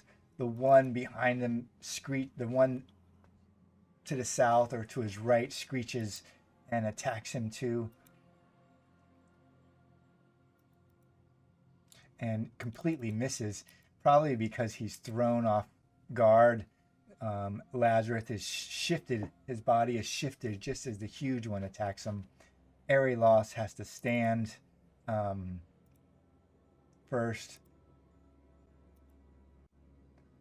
And so Erilos stands and attacks the one that put him down. He's bleeding from the side of the head, down his one jaw line, and he attacks the one next to him. He starts singing again. You have heard Erilos sing before in combat, and oops, I have to not do that. I have to re-roll. He starts singing again as he's fighting these things without proper language, and his spear kind of slides in through underneath its misshapen arm, and we'll go to the top of the round. Lazarus, you're surrounded. You got this huge beast that you cast a spell on.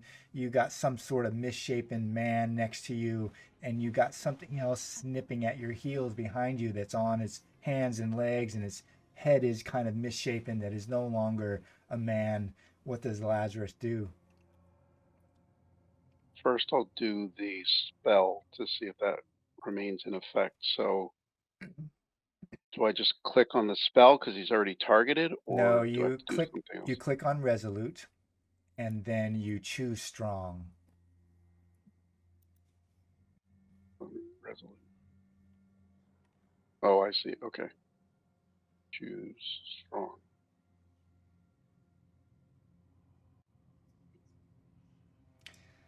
What happens, Lazarus? The implant seems to have died. Yeah. The larva does not take effect in that condition. Maybe it was You too hostile an environment. the skin is too thick. Like, you put it inside, but the larva can't boil out. Like, it's the skin of this thing is thick. It's misshapen. It's corrupted. It's terrible. And whatever that magic just fades and withers inside this being, this flesh that is no longer what Lazarus is used to. What does Lazarus do as he recognizes this and is surrounded in this bad position? The look of frustration is going to try to attack Okay. the beast guardian, right? Beast guardian, yeah. Yeah. He's not And having. follow up with the stiletto. Okay.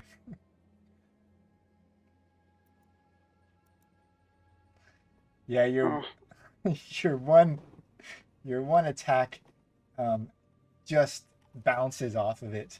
You're able to stab it just a little bit with your stiletto. You can see how thick its skin is. It's hovering over you with these overlong arms ending in giant claws, and the end of its arms are just bone, sharpened bone. As Lazarus is kind of surrounded. Does Lazarus do anything else? No. Okay. Kondu, you're standing there, Erilos, back to back. You see to your left, Lazarus is surrounded by these things. You have one next to you that's fighting, and one next to Lazarus. You see Gutorm run across, faster than you realize the goblin can move, and trailing behind him in a much slower pace is one of these beasts that are on its hands and knees. What does Kondu do? I looked at Arilas and like, you gonna make it, little elf? Arilas just looks at you. He's wobbled a little bit, and you realize that he's probably half as strong as he was. He's bleeding in a fairly profuse manner. His eyes are a little bit glazed, but he still has fight in him.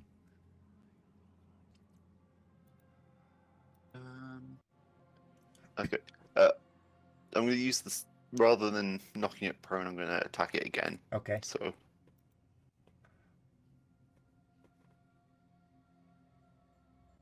Dang.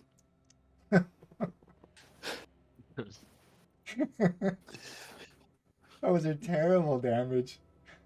Yeah. Kandu looks at the thing, surprised it's still alive, and looks over at Lazarus and be like, I was gonna help, but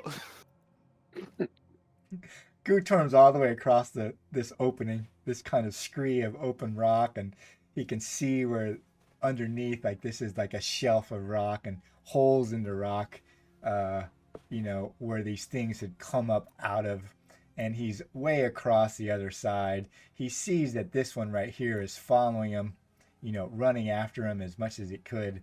He sees Lazarus is in a bad place.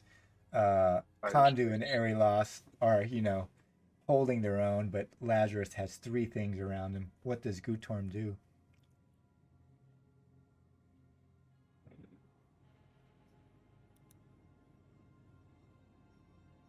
I think I can run faster than this thing. It's going through my mind. Yep. And I want to help Lazarus over there, so I'm gonna fire at the Beast Guardian. Okay. Yeah.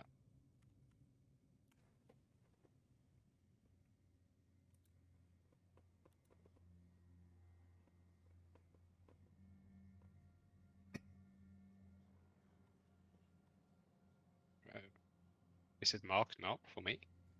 It looks like it. I see a mark on it. A green mark. Okay, cool. Green mark, Yeah. red mark. Yeah, it's Yeah. it's marked for you.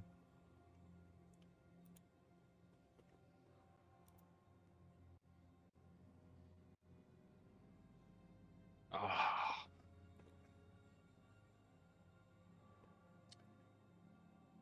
Yeah.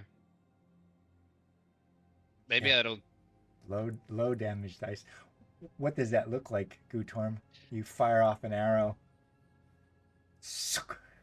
I'm in a little bit of panic, so maybe I don't. What do you call it when you pull the string of the arrow? Like you Yeah. pull it hard enough. Oh, you did. Yeah, maybe you didn't pull it Yeah. back far enough, and the arrow goes through Yeah. it and hits it, but you realize it's got this kind of slower flight. Yeah, something like that. Lazarus is standing there. He sees the arrow hit him and just kind of bounce off, like it's at the end of its trajectory. Gutorm's throwing rocks at it. Does Gutorm do anything else? Yeah, what was my movement? 7? Yeah. You know that this one is chasing you. It will probably reach you this turn unless you move, or Yeah, so put a I'm little bit of extra running, distance. Is this like a wall? Yeah, there's I a have little. to You're climb? like at the beginning of this little cliff, and so it rises. It rises a little bit to a little pinnacle that's maybe a meter, 2 meters, 5 feet above the ground. But you're at this lowest point as that rock kind of comes up. So I can easily get up here then. Yeah, you could make it here to this kind of a little bit elevated position. he realizes that, if he goes there, that it couldn't reach him this round, regardless of what way it goes. Yeah, so if I can run up on the little edge here, I'm gonna do that. Yeah, I think, yeah. So you kind of run up this, it's a short elevation. You got kind of this shale rock that skitters underneath you as Gutorm runs up, and it kind of rises a little bit. And he's standing maybe 2 meters, 5 feet, 6 feet above everyone, and kind of looking down. Now the beast guardian is tall, but he's definitely got a, advantage point. If he stays on that spot, then he can take advantage on his rolls because he's at an elevated position. Nice. One of them attacks Arilos.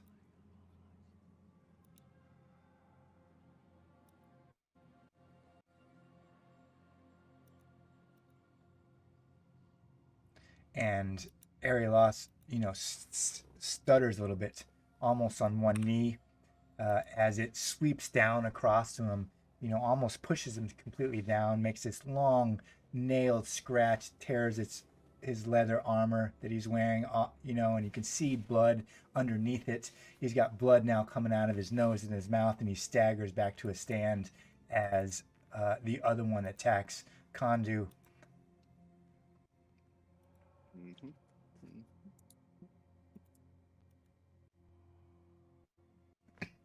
And misses completely, probably because Kondu's size. He had just hit that one, and then all the ones around Lazarus attack. He's surrounded. He's in a very terrible position. Gutorm is watching as he reaches this pinnacle, and Lazarus has them all around him, circling.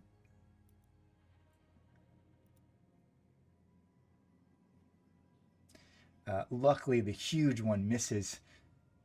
Lazarus maybe ducks a little bit and misses. It misses him. He's keeping his eyes on that one because it's so tall. But the one just to his south is able to use that to its benefit. And then he hears the beast behind him, this growling pseudo language as it kind of leaps at him from behind.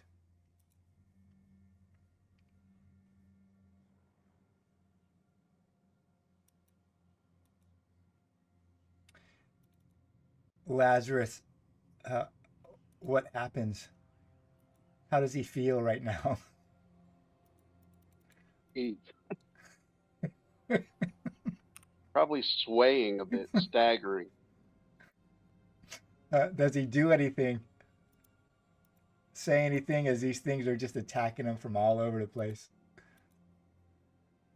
No, he has a code of honor. Code of honor doesn't shout out. He just No. is there to battle. You're standing there, Lazarus. You're surrounded. You're bleeding from all over. Really, your back, your front, your head, your arms. You got these things all around you, and you're standing on this scree of rocks. You see, like a big hole here and a big hole here across this huge kind of beast that's in front of you. You see Gutorm climb to this kind of pinnacle of rock a little bit that's raised up. What does Lazarus do? Tries to keep his balance and keep trying to dance around these three as much as possible. Yeah. Okay. Does he attack or does he do something else? I'll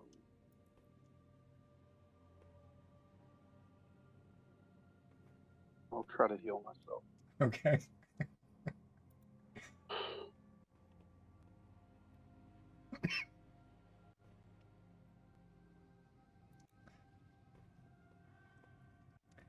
Lazarus. See how this is Go ahead.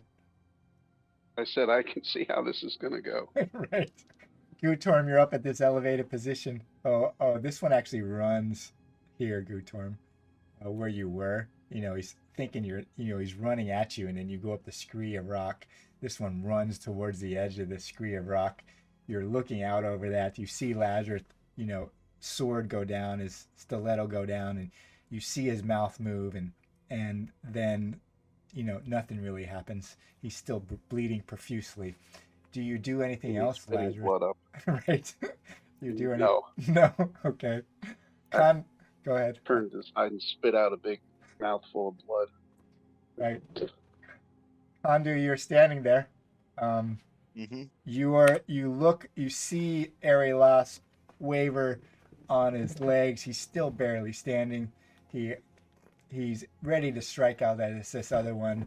You can see to your left, Lazarus is in just as bad a condition. He's bleeding and he spits out a bunch of blood, and wavering on his legs. You have no idea where Gutorm is because it's just chaos. You have where the goblin has gone, but you can't see him anywhere. What does Kondu do?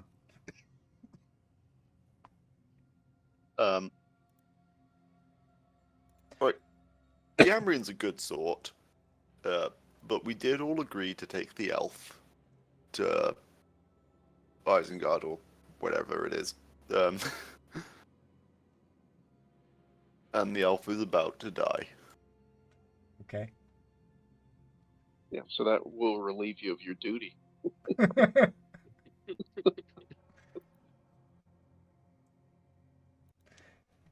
Yeah, I think you can make that step. You're not really leaving combat, so.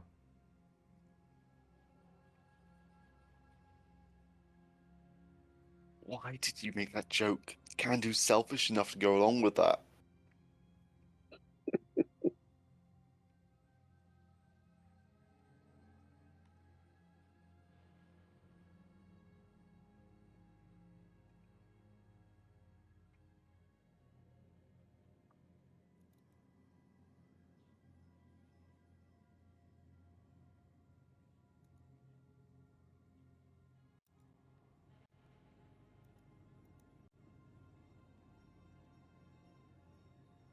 It's pretty Did good. you do nothing to this thing, elf?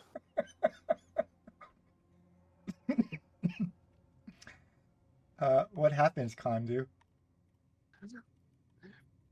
I hit it. It is still alive, Uh, and I just look disappointed with Airy Lass. yeah. Like, I have no doubt that I can wade out of here fine, because there is no chance in hell these things could kill me. Because I'm Candu and I can do anything. And now you're The bracketed. others could try and carry their weight. So you kind of attack this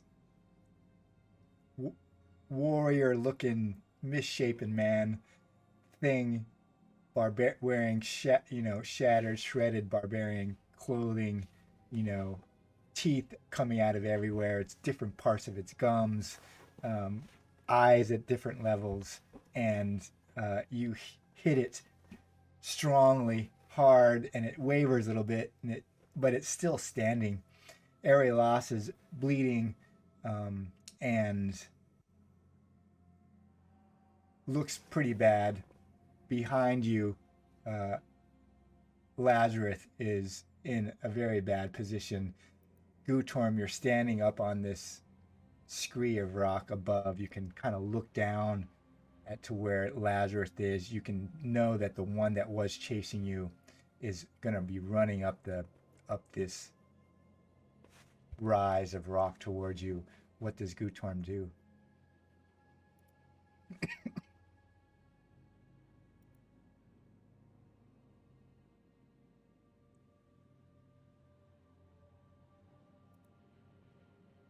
I'm gonna shift my aim. I'll take my thumb and like pin my thumb against the point of the arrow, so there's just a little bit of blood, just for good luck.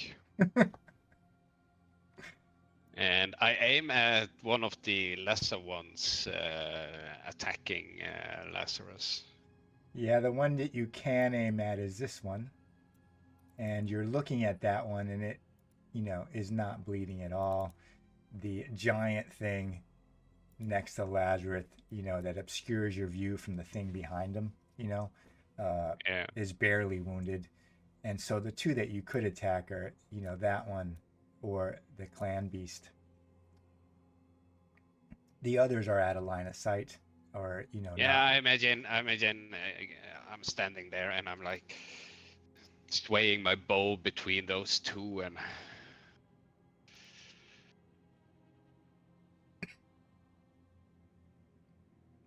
I'm thinking, what the hell? I'm gonna try this one again.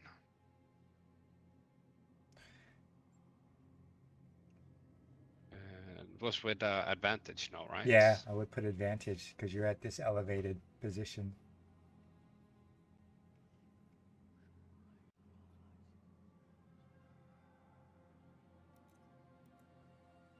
Yeah. And a little grin on my face as I see the arrows actually hit this time. Yeah, Lazarus is standing there swaying on his feet, and he sees the arrow hit it in the neck, goes right through, and this kind of black blood come out. This giant beast-like man barely reacts to it. Uh, Gutorm, you look down the scree of rock, and you know that thing that's chasing you is gonna make it if you stay right where you are. You are in a good position though, but does Gutorm do anything? Yeah, I keep running Okay. in circles. I'm gonna jump down here. How high is it? It's easily like it's only like 5 feet or 2 meters. It's you just kind of step on rocks to get down. You're just elevated enough that it gave you an advantage, and so I wouldn't count it as extra movement to get to Yeah, that part. so I'm going up here. Okay. Lazarus, you see Gutorm, you see the arrow come through, stick in the giant beast, and then you see the goblin, past the giant beast thing, jump down some rocks and go skidding across the other rocks as something gives chase. It chases him, uh, still chasing him, but isn't going to be able to reach him as he runs. And the clan's beast attacks. The one around Arilos and Kondu, I will say, since Kondu hit him, 1 to 3 it attacks Kondu, and on a 4 it attacks Arilos.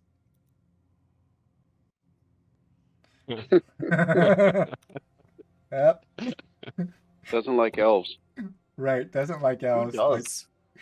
So he attacks Arilos. Normal.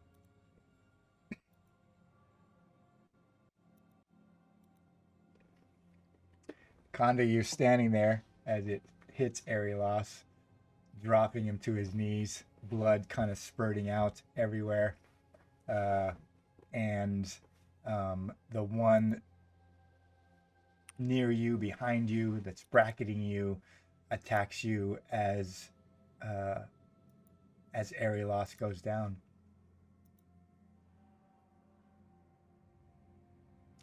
And luckily misses as you're stuck between now two of these things. Gutorm, you're out on this edge of rock right there as you run around, you turn back towards the fight. You see the one still chasing you, jump down from the rocks too, and your eyes skitter back to Lazarus, who's surrounded, and they attack.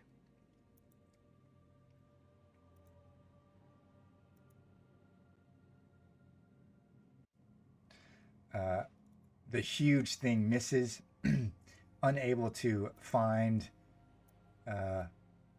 Lazarus as he's shifting and moving between all of them, but the others still attack him. He's easy meat. What happens, Lazarus?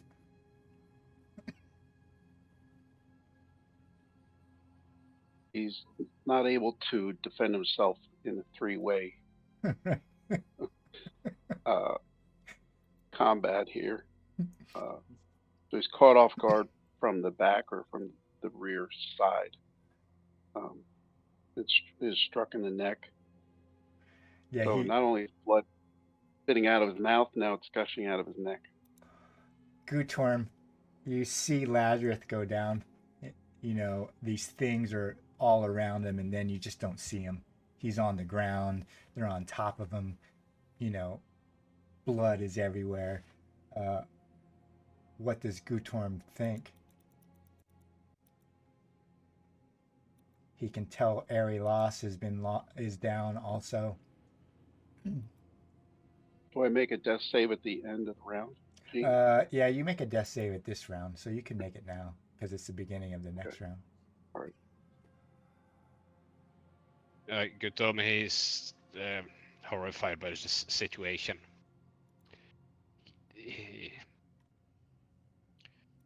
The brains is saying run, but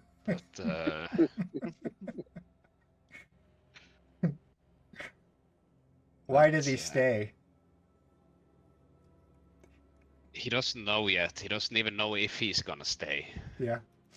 He's looking across this scree of rock. He sees this misshapen man come screaming towards him. The only thing that's standing is Kondu. Loss is down. Lazarus is now in a heap. The beast-like man just grabs him by his legs and starts dragging him towards this hole over here in the ground. Kondu, you're stuck between these two misshapen men and beast-like thing that is no longer a man. What does Kondu do?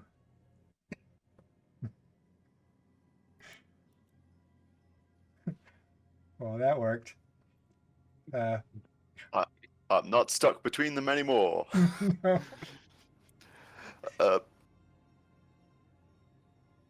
Almost like dismissively, just brain the one that just stabbed Ariolas. Is Kandu able to make a quick assessment over whether or not the elf can be saved? Or does he look dead? He could be saved with healing. But we don't know healing. Yeah.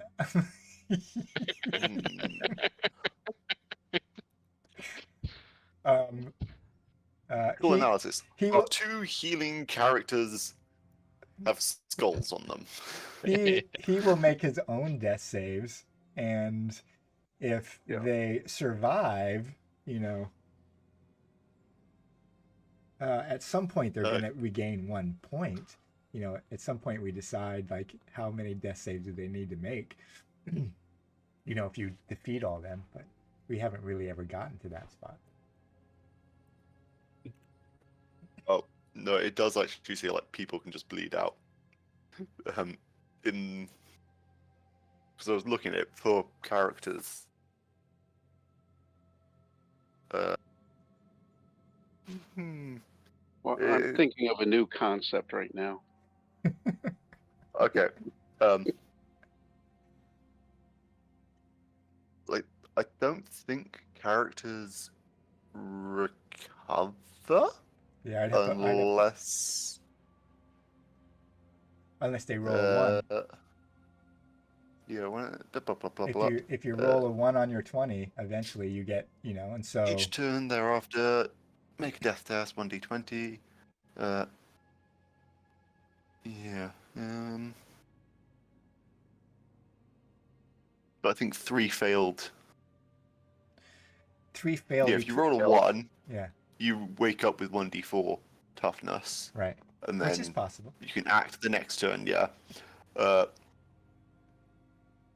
3 11 to 19 outcomes, you die. And if you roll a 20, you die. Right. So not all is lost yet. Nah!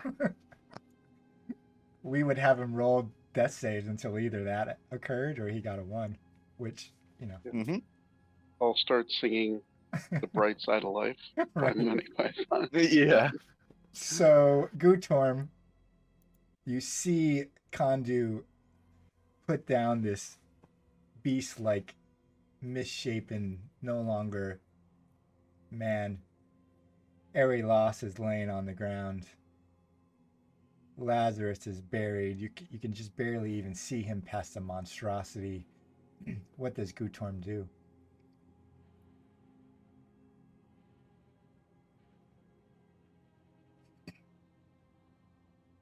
I think I need to get some more. Get to he fires an arrow at the guy who's chasing me. Okay. I would dispatch him first.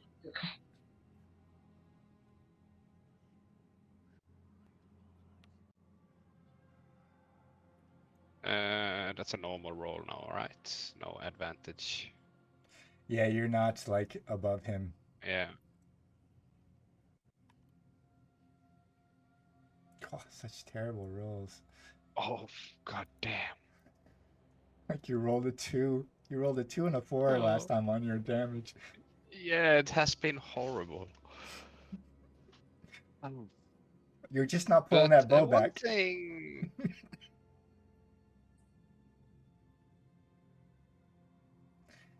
I was just wondering.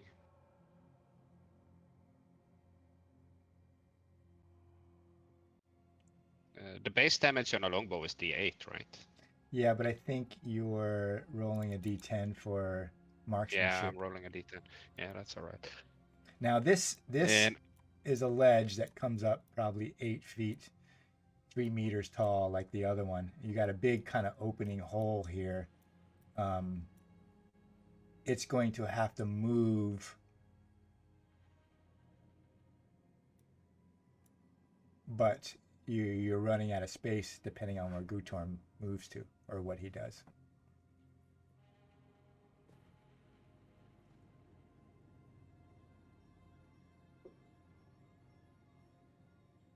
yeah.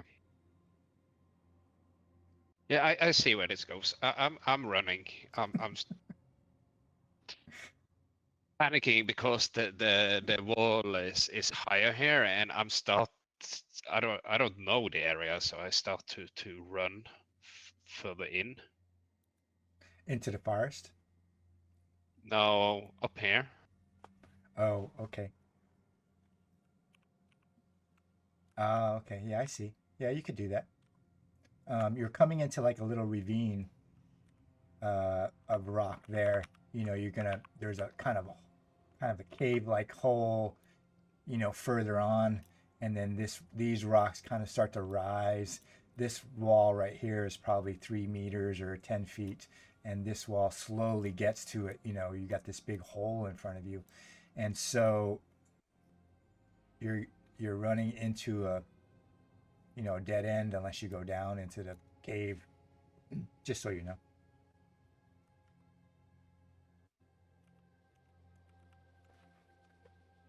Does Gutorm do anything else? I'm swearing when I realized I ran into a dead end. Right, you're running and you're not looking. Maybe you're looking over your shoulder. You're watching this beast like man drag Lazarus towards this hole in the rocks, and the other ones, close in on Kondu. You can't see Kondu anymore as you go into this ravine of rocks, but that's what you Yeah, see. but Gutom has seen what Kandu can do. Right. So...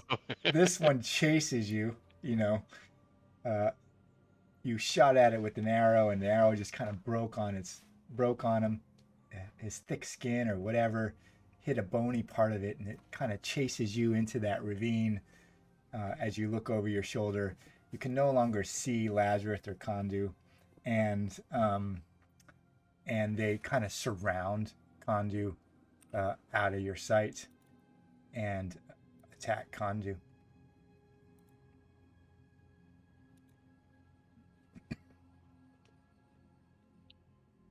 You're gonna be alright, Kandu. Yeah. Yeah.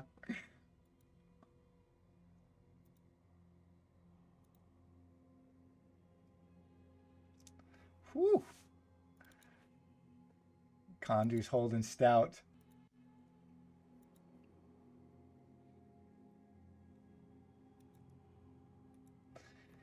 Kondu, you're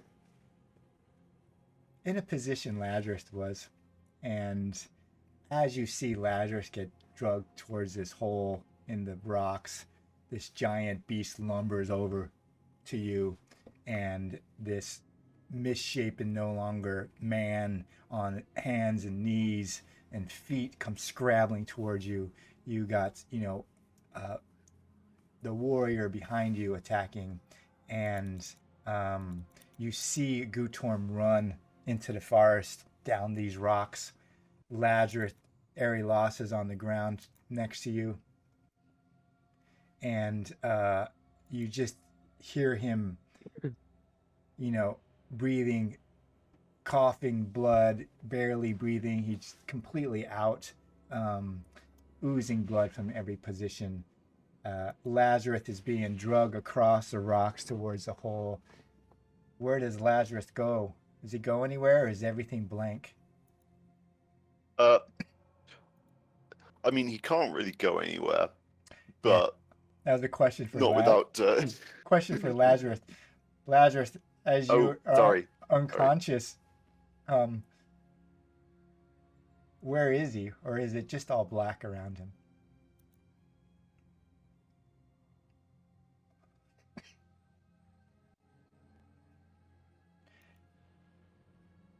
You're muted if you said anything.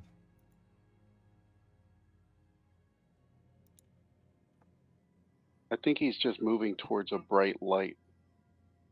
Huh. Thinking that's where all these superior and famous warriors go. Like down a big hallway. Right. It's got shield and standards and weapons, but no figures. Those are all at the end of the hall. Through this bright light, he maybe sees figures as he's moving there. Does he think he's made it to the promised place of warriors? I think he thinks that he's on his way. Maybe the hallway's longer than he believes. Stretches out as he keeps taking every Yeah. step. Yeah. He just hears his name echo, Lazarus. Kondu, you are surrounded. Arilas lies dying next to you. What does Kondu do?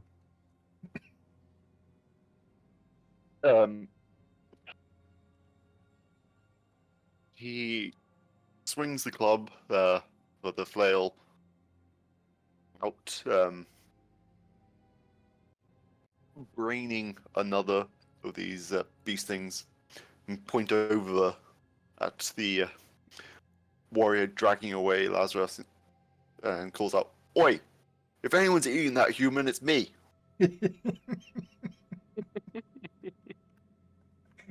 Yeah, Kondu, you get no response.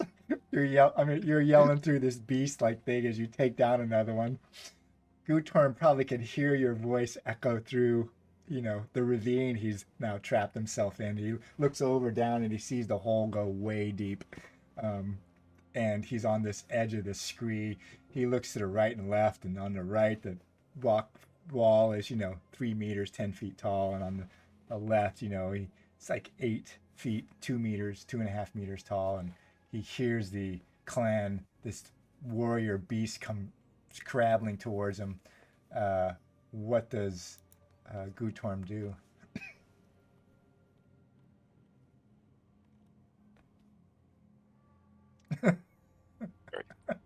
I thought I was clicked on something else.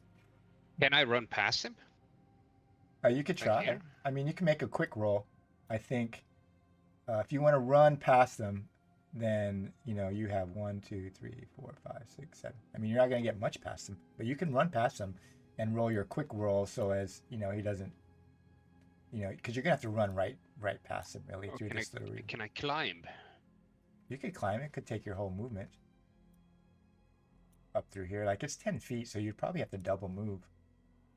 You know, if you went here or up on top, it could give you, you know, a couple more rounds before it could climb up to you. Yeah, I wanna climb up here. I Okay. think I have to do that. That's my. I don't want to get down in that hole when I. Right. And so you could take both your actions and climb up over there. Yeah. It's not that hard. You got easily rock face, but you know it's going to take, you know, a little bit of time. You Yeah. could probably make it. I'm standing there. I'm drawing my bow and I'm looking behind me. I don't see anywhere to run, and I look at the wall and I'm like, shit, I have to get up there, and I start climbing. Yeah, if you climb up here and use your double move, you won't get to attack, obviously. You could run to like here and be overlooking, you know, this ledge up here. Yeah. You think whatever's following you, this beast-like thing, wouldn't be smart enough, or you know, it can't climb up this tree to get you. It's gonna have to come the same way. That's what I'm hoping on. Right. So yeah, I'm start climbing the wall. And I think the rest of your movement, if you wanted, you could be in position. It's Oh, probably, I can move all the way down there. yeah, it's probably a moot point Oh, because yeah. this is the big hole here, like a, you know, on a ledge. Oh yeah, but I'm gonna do that then. you wouldn't necessarily get to attack or anything. It just gets you in position. You run around this big tree Yeah. coming up out of the hole, out of this fissure, and you're kind of up at the top of that one tree that's to your left.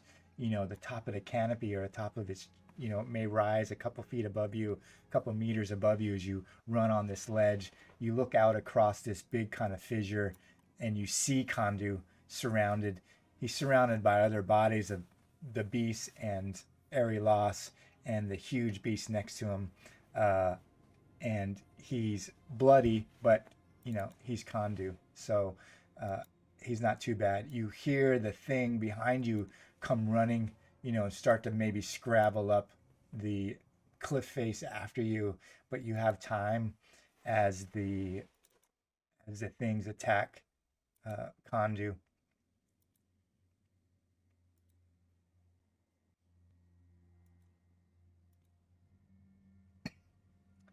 The huge beast-like warrior attacks you. It's, you know, with its huge bone arms, and the other one attacks you at the same time. Kondu. Oh, wait. What the? That's a 20, I think. Oh. You rolled a 20. Oh, Oh. I think that's what Do you happens not with get armor if you rolled the?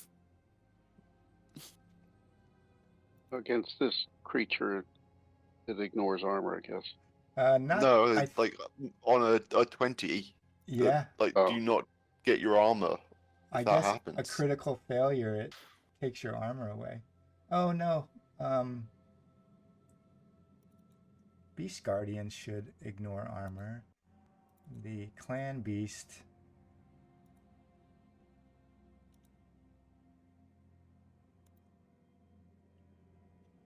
Huh. Bone crafts.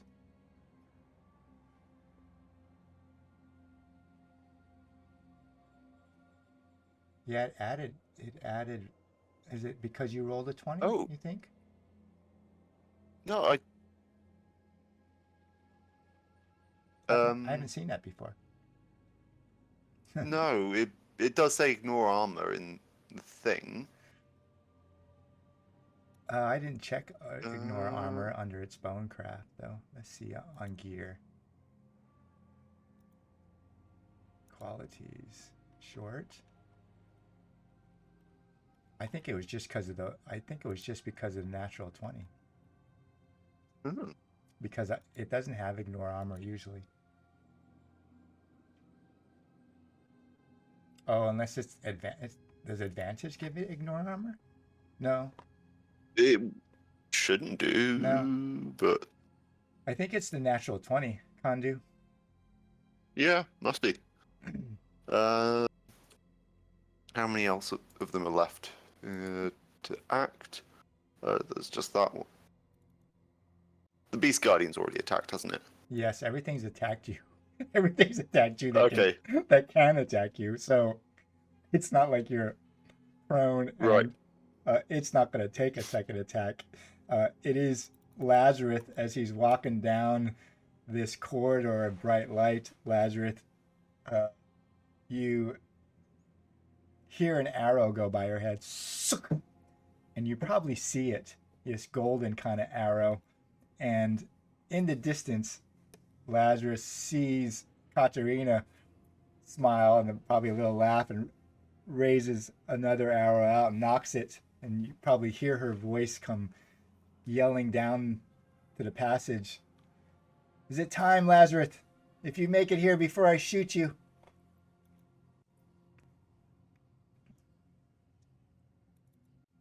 Do I need another death save, right? Yeah.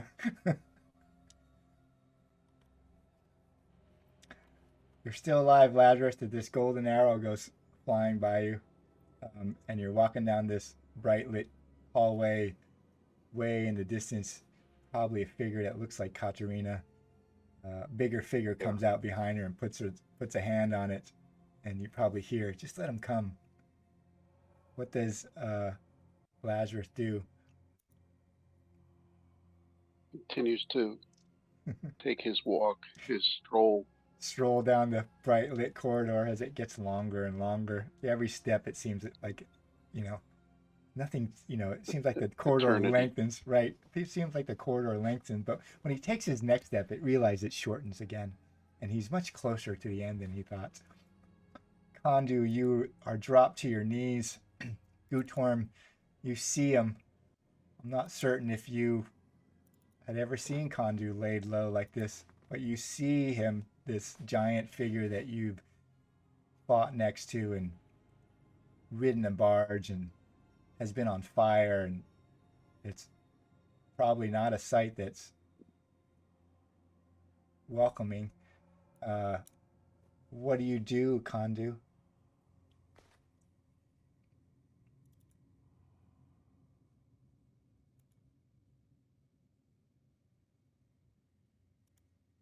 You're muted if you're talking. I'm gonna see if I can stand up with just my movement. Okay.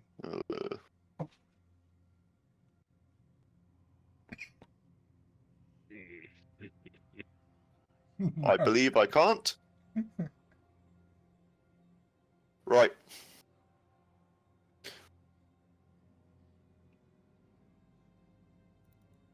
Let it never be said, I didn't try and take one of you out with me. So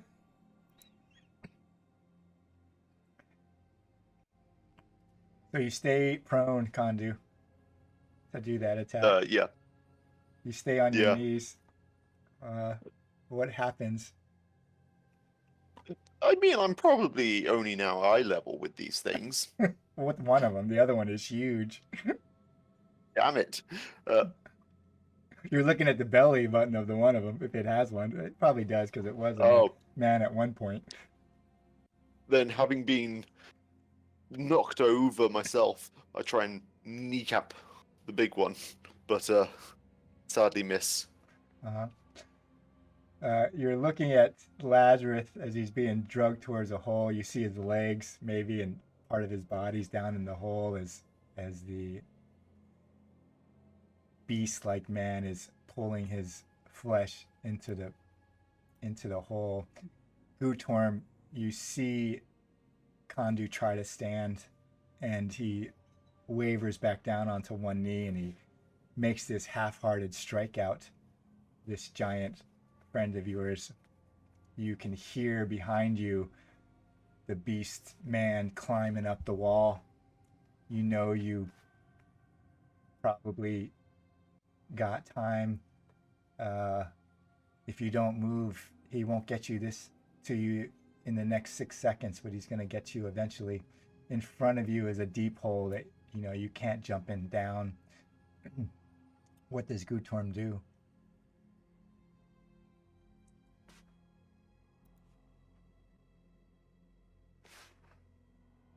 I'm listening behind me to try and make sense of how far behind me he is, and quickly I decide to shoot the arrow at the clan beast. Okay. Is that an advantage from here? Yeah, because you're, above them. Yeah. Now, there you go. Finally. Something positive. So he's probably halfway climbing up, and you turn around and shoot him, and you hear him fall backwards and fall down the rest of that wall. Roll me a 1d6. Okay.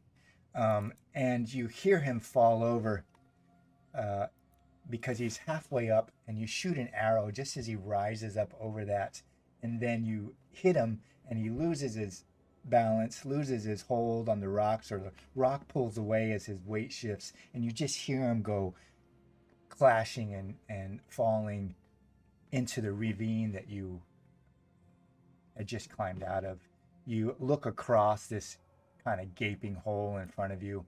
There's tree limbs, across it, but it's deep. You look down into there, and it just kind of falls away into darkness, or this slide of rock. Does Gutorm do anything else? I bought myself some more time, didn't I? Yeah. Gutorm would figure that he's bought himself a lot of time. Yeah. I gotta stay put. Okay. So you stay put, and Kandu, you're on your knees before these two beasts. What are you thinking?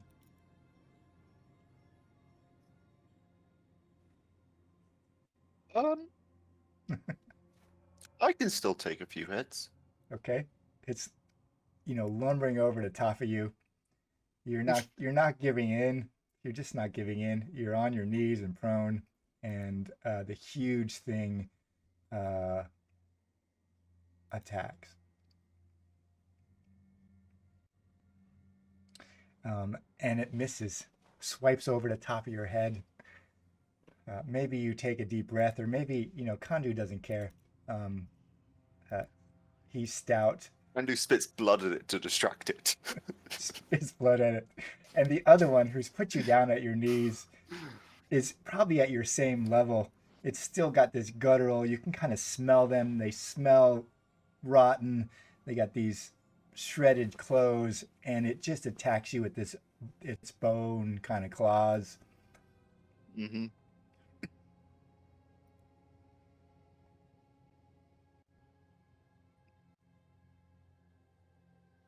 Oh no. It does 10 damage. Jeebus. I think when it ignored your armor, it was related to the 20, because the same thing. Yeah. Yeah. What happens, Kandu? It just ekes out enough. Just ekes out. Yeah, I'm not giving it the time of day. There's like an element of like a feral grin on the face as Kandu is slumping. What does Gutorm think as Kandu goes down? You just see him hit and just kind of splay out, his huge form just kind of splay out on the rock. You hear a scream from up here. Kandu. And One you thought would never fall, probably. yeah, exactly like that. It's like I have seen him go through fire. I have seen him beaten several times, and I didn't think this could happen. You see Kondu go down. You yell out, and you have a realization that it's just you, Gutorm. Lazarus is down. Kondu's down. You know that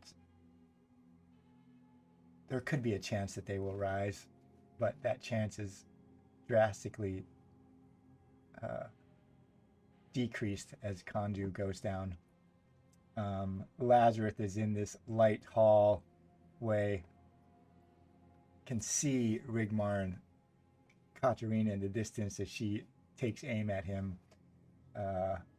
Roll your death save, Lazarus.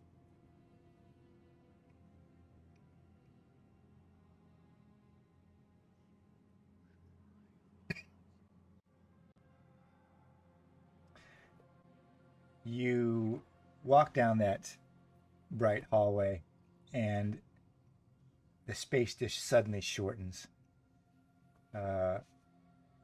Katarina takes her bow and the golden arrow out and sticks it in her sheath, puts her bow down, looks up at Rigmar and says, "He's almost here." You say anything, Lazarus?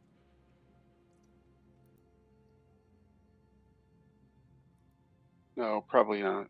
No. Kondu, where do you go when you start to die? Back It to is your... probably pulling back to the depths of the forest. Do you go to your people, or are you just going back deep into Davokar? Back deeper. Kandu's, like, even among his people, he's more of a nomad. Being with other trolls is a good bit for adversity, but Davokar itself is a strong fire, quite clearly, to forge your metal in. So it's more just like starting to wander deeper and deeper into the forest. Yeah, Kondu finds himself in Davokar. He probably walks past that glistening black pupae that a new troll has come out of and sees it wander off into the woods. He keeps walking, and he maybe comes past another one, and then another one, and another one, and then, a whole bunch of them as he's moving through Davokar. These pupae and cocoons that he knows is where he has come from. Gutorm's up on this ledge of rock, and he's listening for that thing behind him that he just shot off the rock, and he can hear nothing. He can't hear Do I it. not make a death? Yeah, you do. roll? You can make a death roll. My fault. I forgot to ask you. Where? You go How to did your they get rolled? Yeah, death on character sheet. The top, yeah, the top.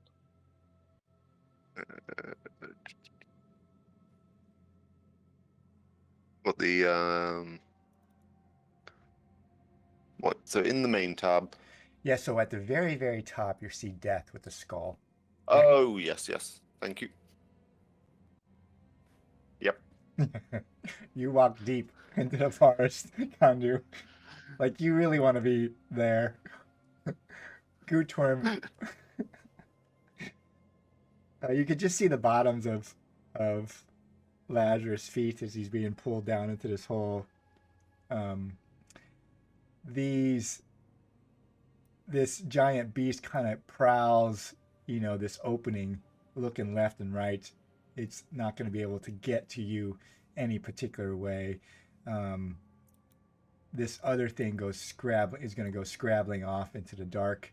You think maybe it's trying to circle around somehow. You don't hear any sounds behind you. What does Gutorm do?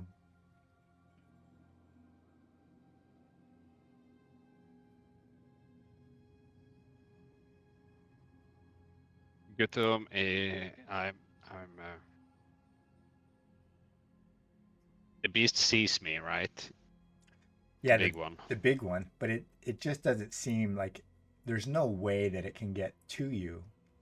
And you know this whole deeper hole goes, kind of right to left, and it's either going to have Yeah. to circle around where you came up, or it's going to have to go. Can I still see him? Yeah, you can see him. You're like kind of elevated above Yeah. him. Yeah, I'm gonna shoot him then. Okay.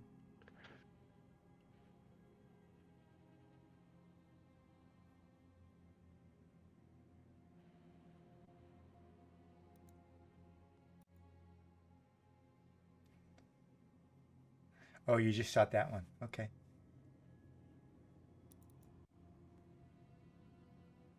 Yeah, you shoot it as it's kind of sneaking into that forest there, catching it kind of in its hindquarters because it is kind of running like a wolf or on its hands and feet. You don't hear any noise behind you. You see it kind of skitter and go to its belly and kind of slide into the forest there. This big one is just kind of standing, prowling left and right, trying to figure out how to get to you. You don't hear any noise behind you. What does Gutorm do?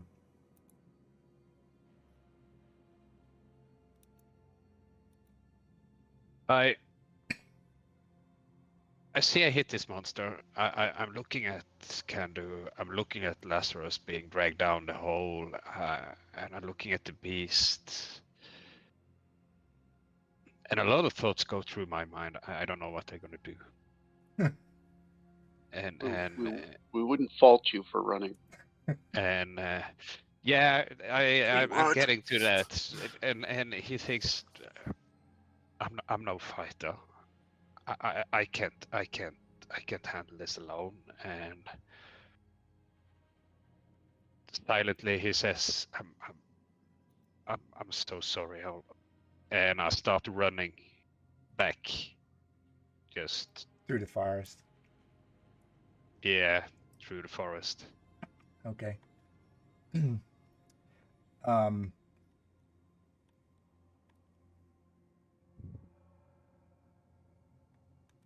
I think Lazarus and Kondu might be dead, but it's possible Yeah. they may survive.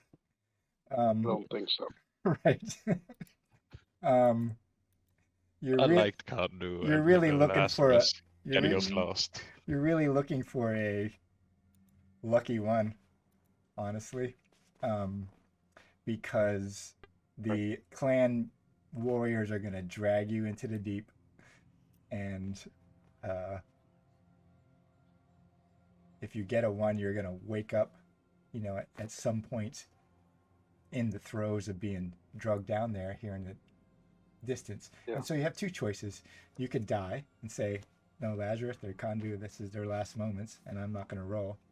Or you could roll your death saves until you either die, roll a 1 or a 20. It's up to you I'm as going well. to keep rolling. Okay. Yeah. Yeah, I'm 2/3 of the way there. So Right. So we'll go by order then. And Lazarus, you're in this hallway. You're standing pretty close. You can see them. there you go. Yep. And you reach the end. The hallway shortens really quick, and it is Rigmar and Katarina. Rigmar's wearing kind of this gold plate. Katarina's got this gold bow, and she puts her hand on you and kind of looks at Rigmar and says, well, at least there's 3 of us. We got fighting to do. Come on. We're telling what's up. Lazarus, any words in these last moments of yours? No, he is looking for the next challenge in his afterlife, and he follows them Right. to battle. Lazarus the Great. This is where he's supposed to be, right? Yeah. Some Right. sort of hall of Valhalla. Kondu's walking through the forest, and there are just more and more pupae of his people. Roll your death save, Kondu, and we'll just see Oh my goodness. Oh shit! Oh, Very good. All right. So that's hilarious. So you're at 3. Um, what a lucky sons of bitch. So, Kandu, you're laying on the ground there, face down. And you can hear this giant beast prowling this kind of, you maybe kind of, your eyes kind of flutter open and your face is down on the rock, and you catch the last sight of Lazarus' feet go in the hole. You probably don't see anything else but Airy Lost next to you, who's pretty close to death, and your eyes kind of flutter open. What does Kandu do?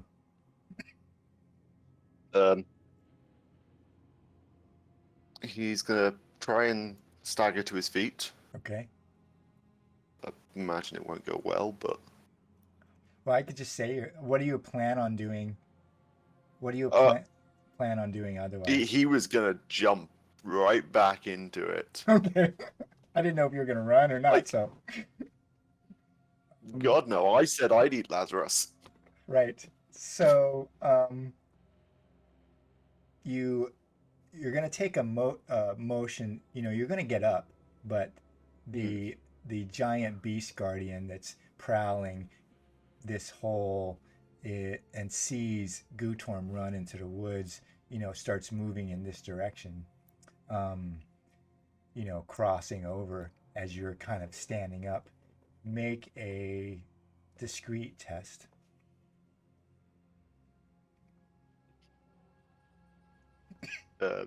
Contested by anything?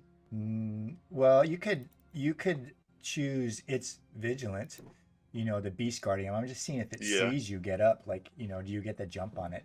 So you can choose it and roll a discreet versus its vigilant. All right.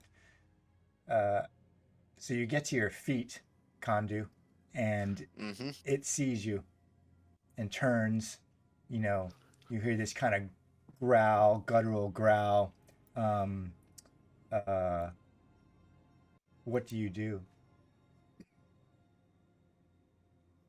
He is gonna growl right back Okay. and charge. Right. You can make that distance easy. And attack. It don't matter if you put a troll down. Oh,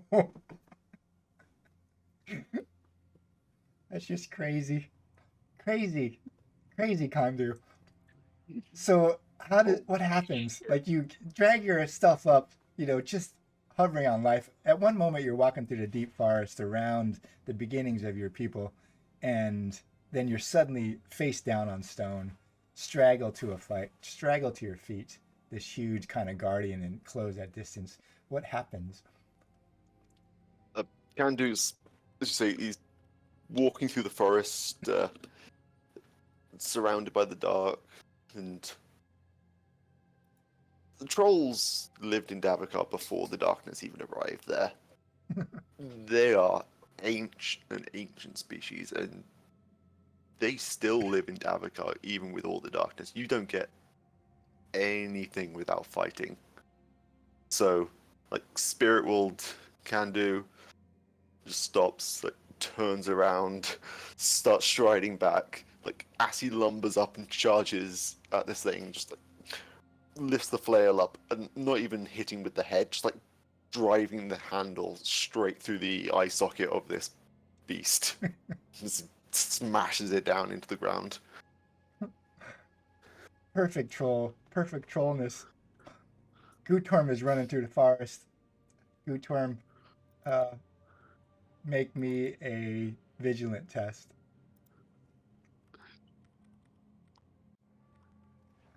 Yeah, Gutorm. You're running through the forest. You've given up.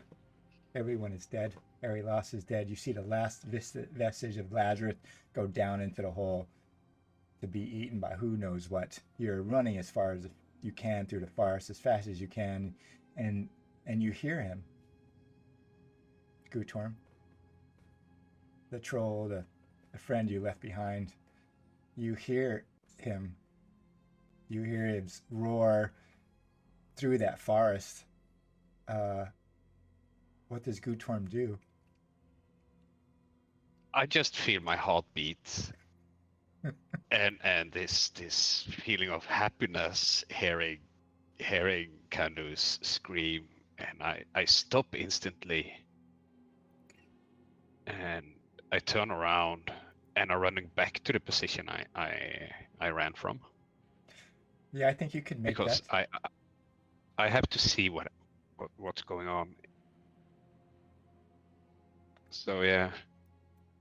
And when I come back there, I'm like, Kandu, you're alive. Yeah, you come to that edge, that, high edge over this opening, and you see Kandu there swaying on his feet. The giant guardian is down. You have no vision of Lazarus. He is lost and gone. And Kandu is passed that way. Just through the trees, you see the beast you had shot with an arrow struggling to get up. Yeah. Okay.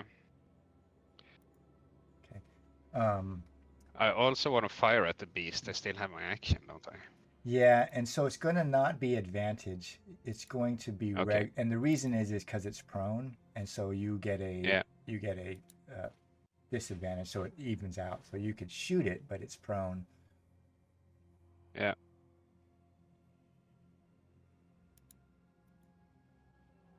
Oh. What happens, Gutorm, as you reach that edge of this huge opening? You're standing in this cliff that has, no bottom. You see Gutorm miraculously alive, bleeding all over, and you lever your bow. What happens in that shot? Yeah. It's just an instinct. I just react on instinct. I see him move up. I see the dead big beast in front of Kandu. I don't know if Kandu has noticed him trying to get up, and I'm like, this last shot, this has to count. Just this last shot, and I draw my bow and fire the arrow.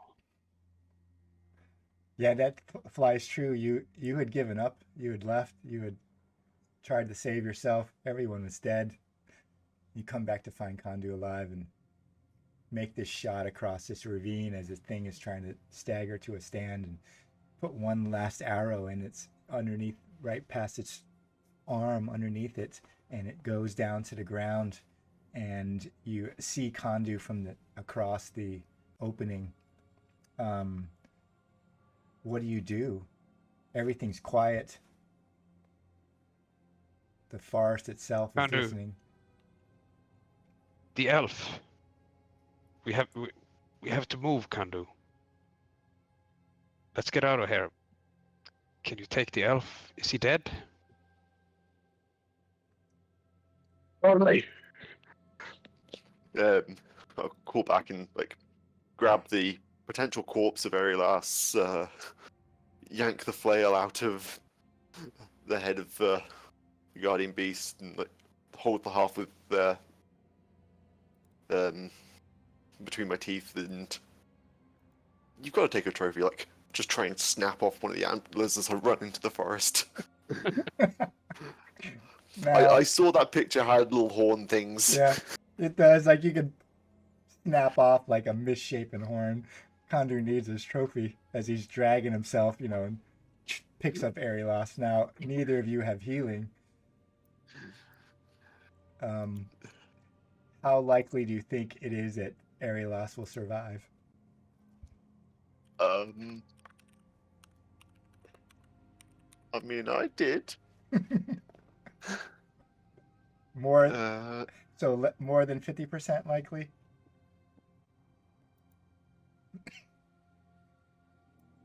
We give it a slightly more than even shot? I mean, I'm just trying to work out 65%. the odds. Yeah, it's not a super high thing. There's 4 outcomes, so it's 1 in 4 at best. So less likely. It's a frail elf. Okay. These Yeah, things are I would twigs. believe so as well. So I make it unlikely, and rather than having him roll, I mean, I can keep rolling his death saves, or I could do it via, asking a fate question. Mm. Let's see which way it goes. Oh my goodness! So I gave him an unlikely. I asked a fate question that was, does Aerilos survive? And I made it unlikely, which is, less than a 30%. Mm-hmm. So, Kondu, you're running through the forest, and, oh, well, you're not running. You're dragging yourself through the forest. You got Aerilos over the top of you. Rapidly limping. Right. Gutorm is following you, as much as possible. And then you hear him. Put me down, troll.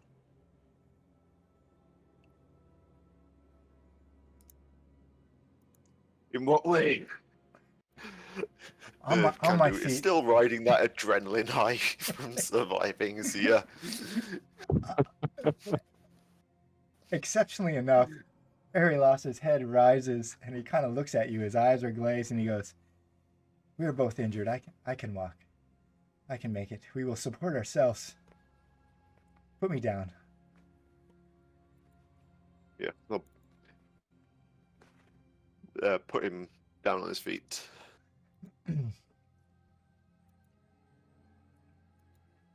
He kind of staggers up to a stand and leans against you.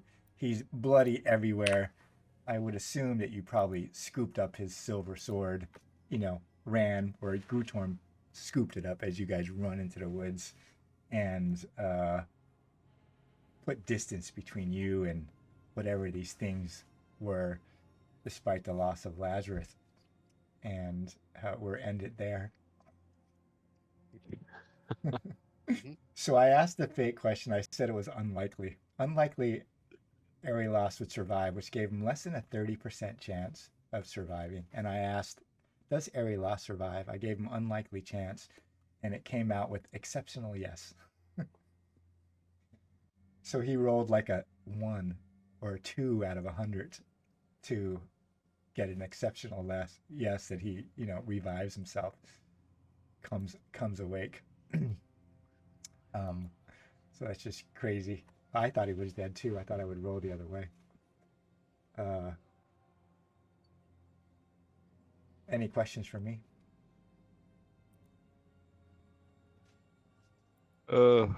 This was exciting. Yeah, I'm very surprised that Kandu is still alive. Yeah. I did,